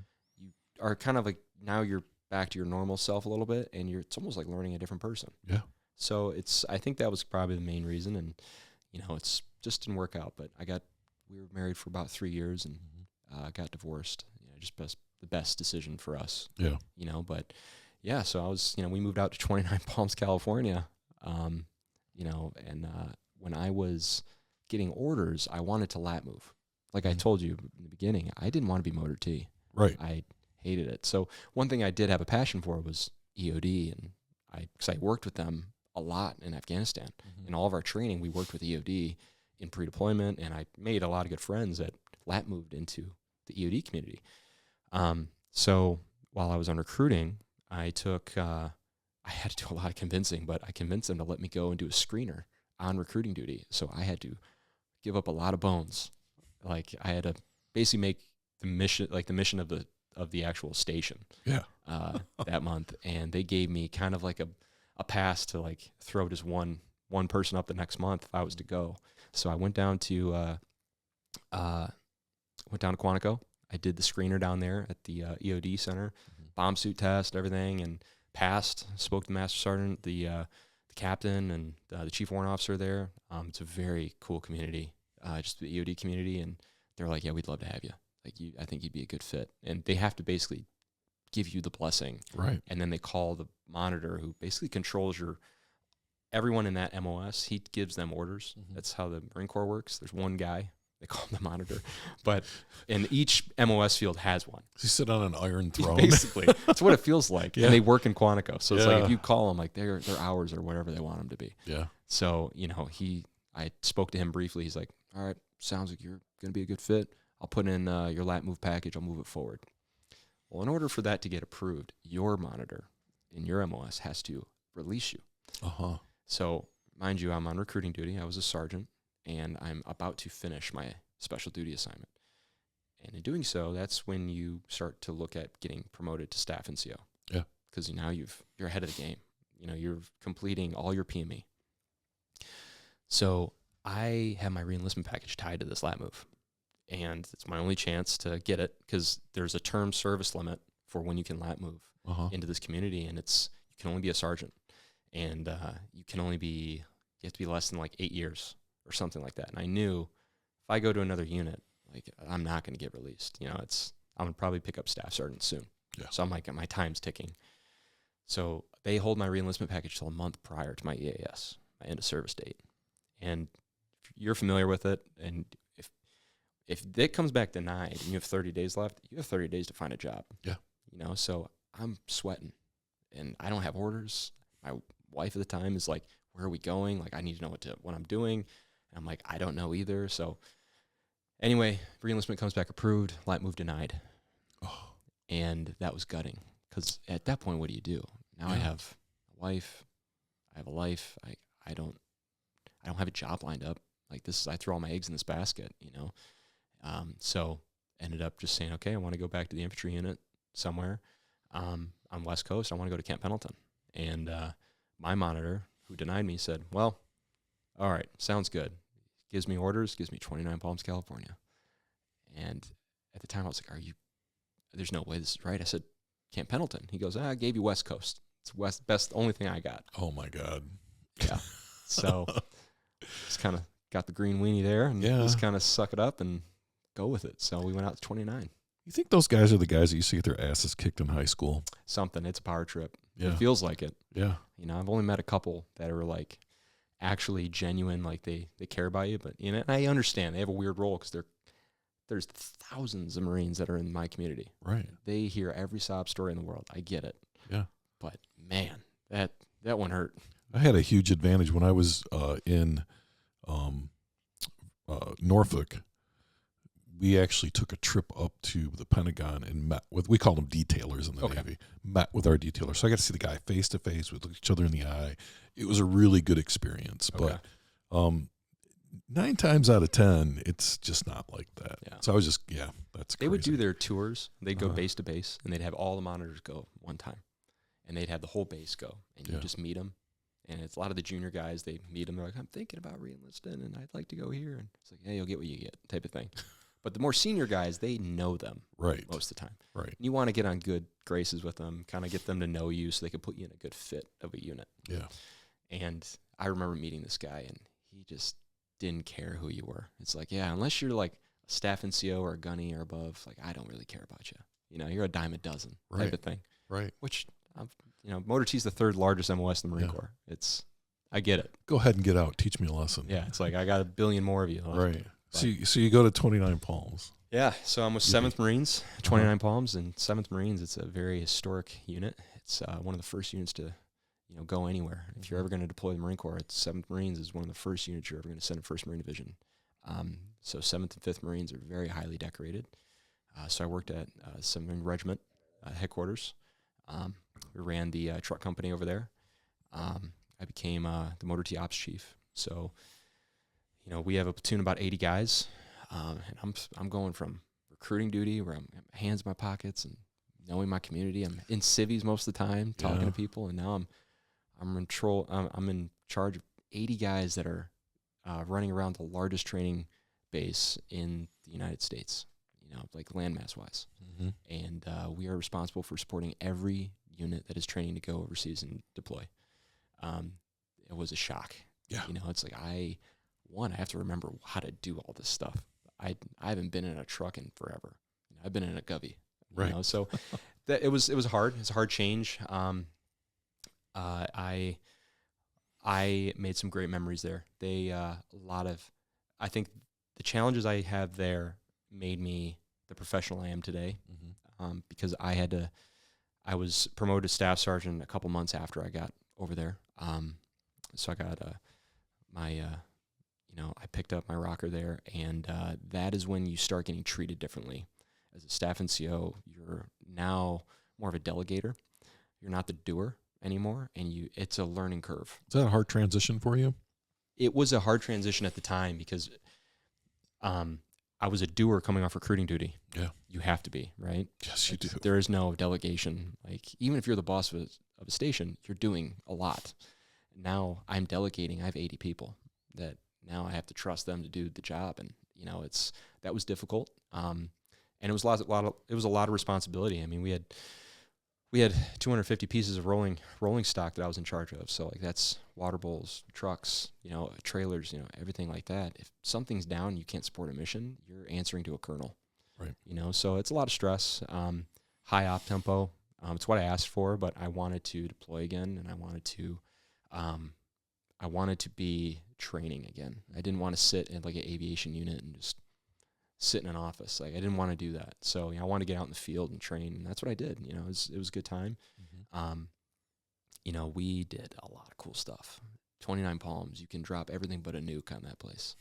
It's kind of unique. Yeah, sounds like a lot of fun. It is. But yeah, you know, when I was there, I had a major hip surgery. It was like a lingering injury I had for years, and the military, I think everyone in the military, especially the Marine Corps, I can't speak for the other branches, but if you're hurt, you don't say anything. You just suck it up and just go. Right. Like you don't want to be considered the weakling or the light duty guy. And so I had many kind of pretty serious injuries that I just kind of sucked it up and kept going, especially on deployment.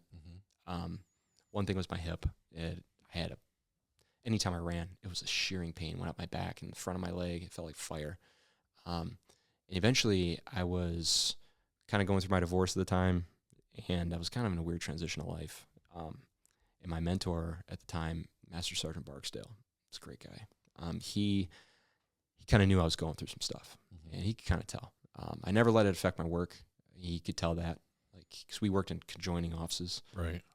He could tell I flip a switch when Marines are around. When I'm not, I just look kind of defeated. And he's like, "Listen, are you staying in or getting out?" I'm like, "I truly don't know. Like, I'm at a, you know, I'm in a billet that's a gunnery sergeant billet, so a billet above my pay grade.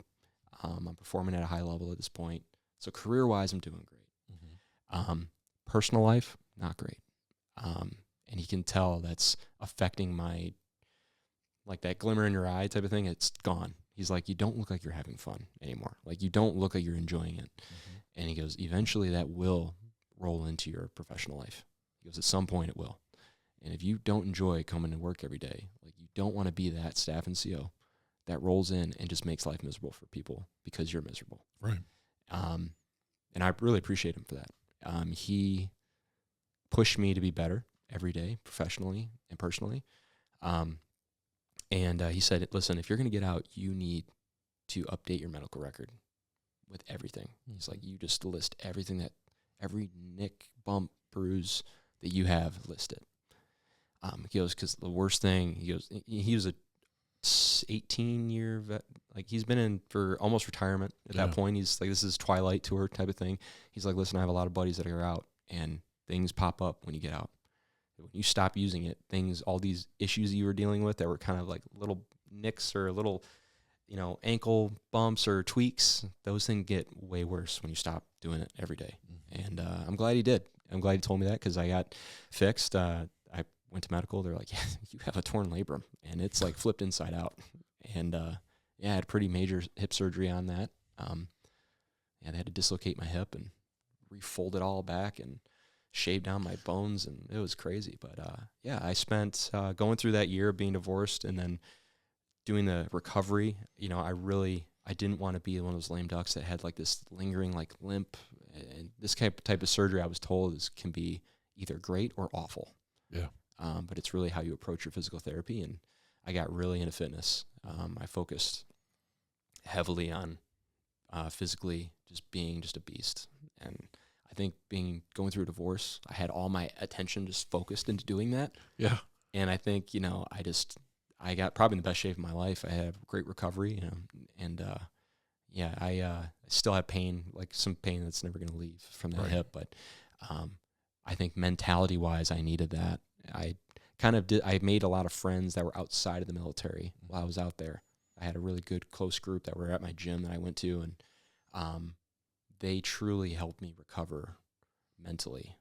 So I was going through a lot after recruiting and then through the divorce. And like I said, my hip surgery, I was in a bad spot. Yeah. I just wasn't in a good spot. And they truly saved me a lot of possible heartache and whatnot, just being there, you know. Yeah. I think you always need those kind of friends. Yeah, you do.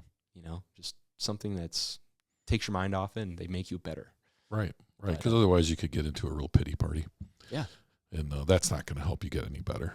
No. For sure. No. Yeah. My friends Jared and Christy out there, and they just moved to Alaska. They're physical therapists. Oh. So here's the funny thing. They're physical therapists. They're at my gym, and they helped me recover. They kind of gave me, pointers on how to get better, and they're still some of my closest friends today. Yeah. Falls right into the everything happens for a reason category. 100%. Yeah. 100%. And there's like people that I truly would never have met if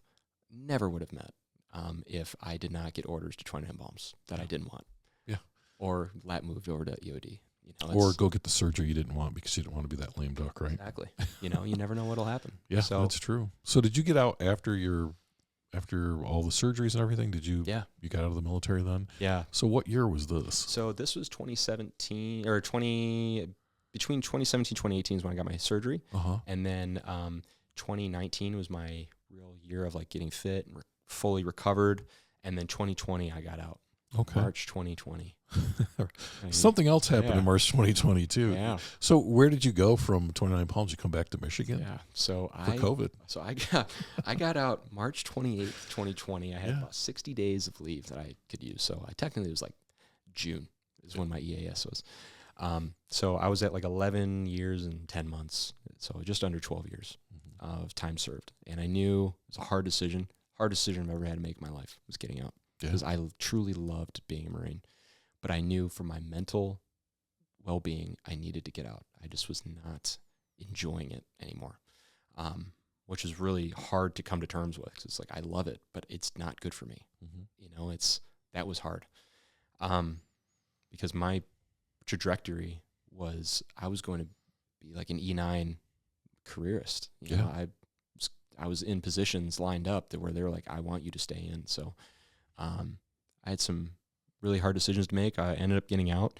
Best decision I've ever made in my life. Like I said, got out at March 28th, and I get home finally free. I get home April 1st is when I drive into my driveway at my mom's house. Uh-huh. And I was getting ready to buy a house. Like I wanted to go house searching when I got home. I was ready to use my VA loan, and they shut everything down. Yeah. Everything down.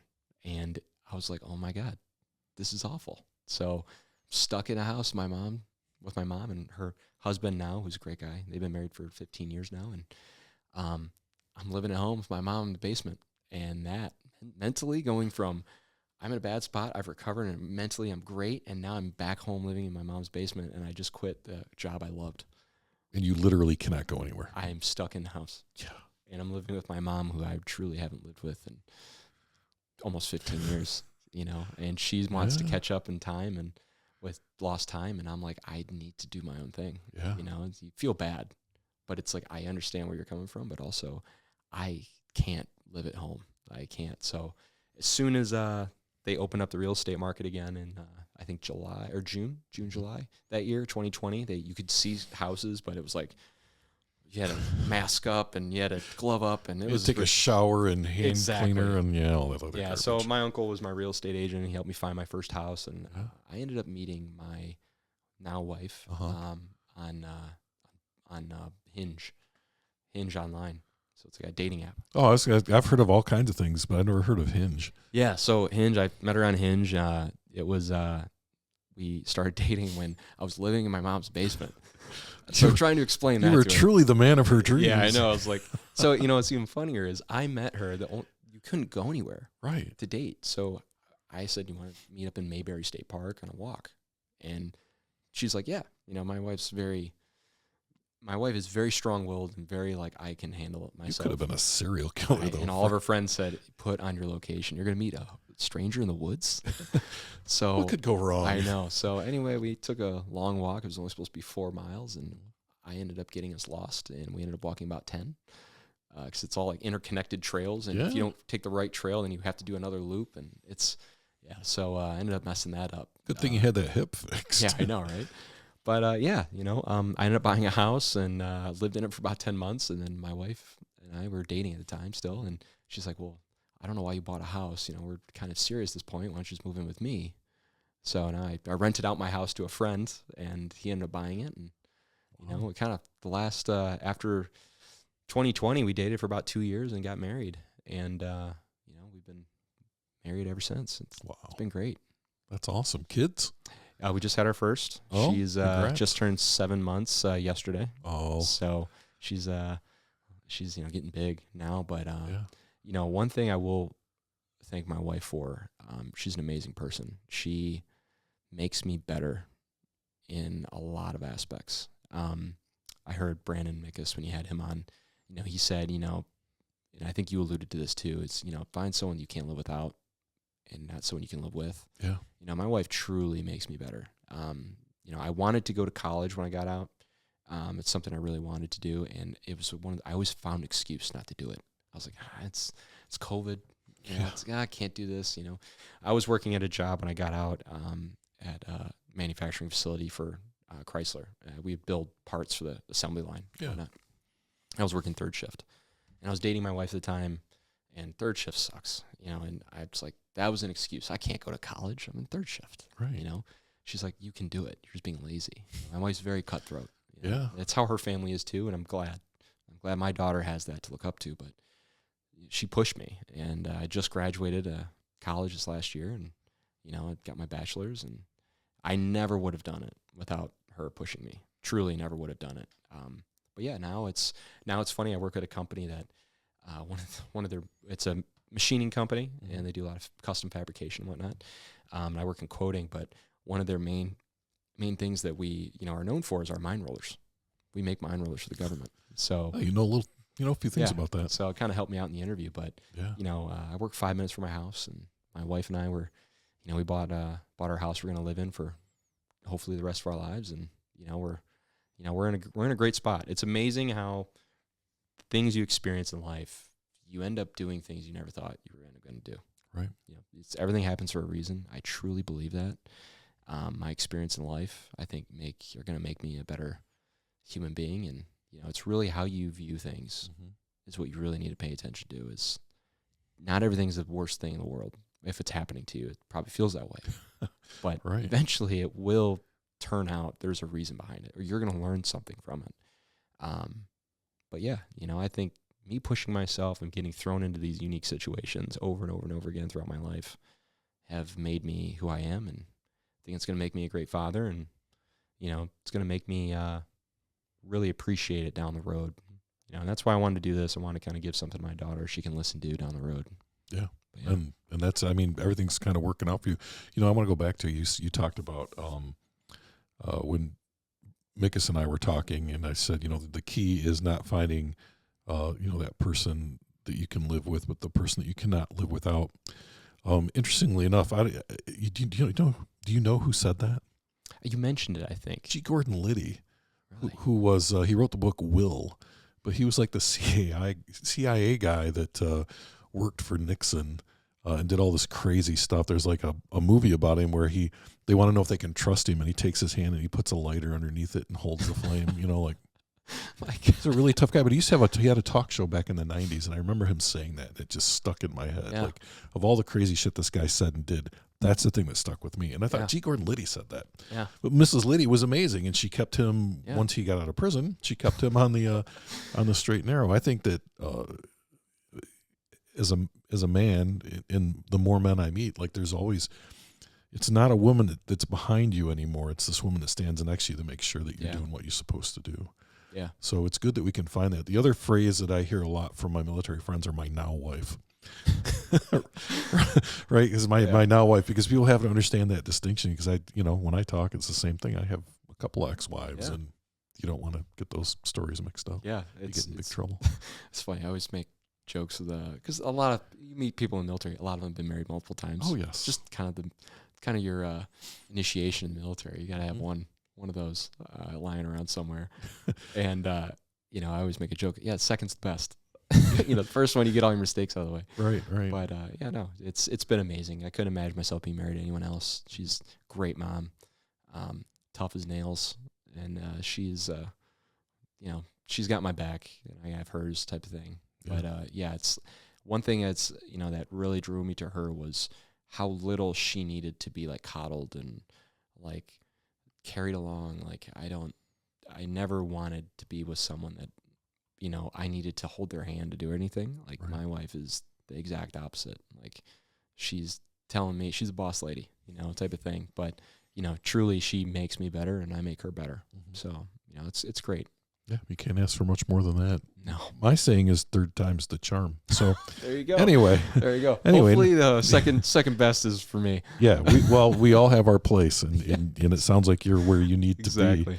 So it's been great talking with you today. I've learned a ton. I love sitting down and making new friends. So this is really good for me. I always ask people the same question. I think throughout our conversation, you've sort of answered this, but I want to put a finer point on it. For people listening to this years from now, when neither one of us are here, what message do you want them to take away from the way you've lived your life, but also from our conversation today?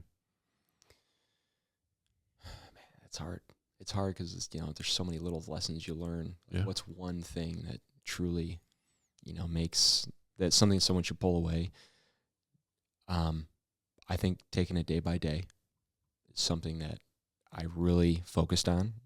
I think whatever struggles you're going through, whatever struggles that they may be, family, professional life, whatever, you can only do what you are able to do right now. Don't worry about what's going to happen tomorrow, a year from now. You can't worry about it. You're going to stress yourself out, which will affect many other facets of your life. You can only handle what's currently in front of you. Don't worry about the past. Don't worry about the future. What's right now?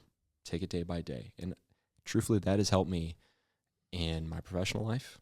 That's helped me in the military, my personal life. It's if you're not here in the now, focusing on the closest problem at hand, you're not going to be present for your family, at work. It's where you start making mistakes. Mm-hmm. I think just being present and understanding what is you are controlling, or what you have under your control, is what you need to focus on.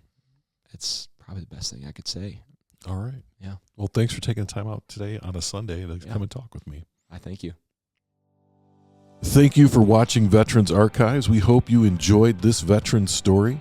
Please be sure to hit that subscribe button, like and share our videos, as well as checking us out on social media. We're on Facebook and TikTok, LinkedIn, X, and Instagram. Be sure to check out those pages, share, and like. And for more information about what we do, go to www.veteransarchives.org.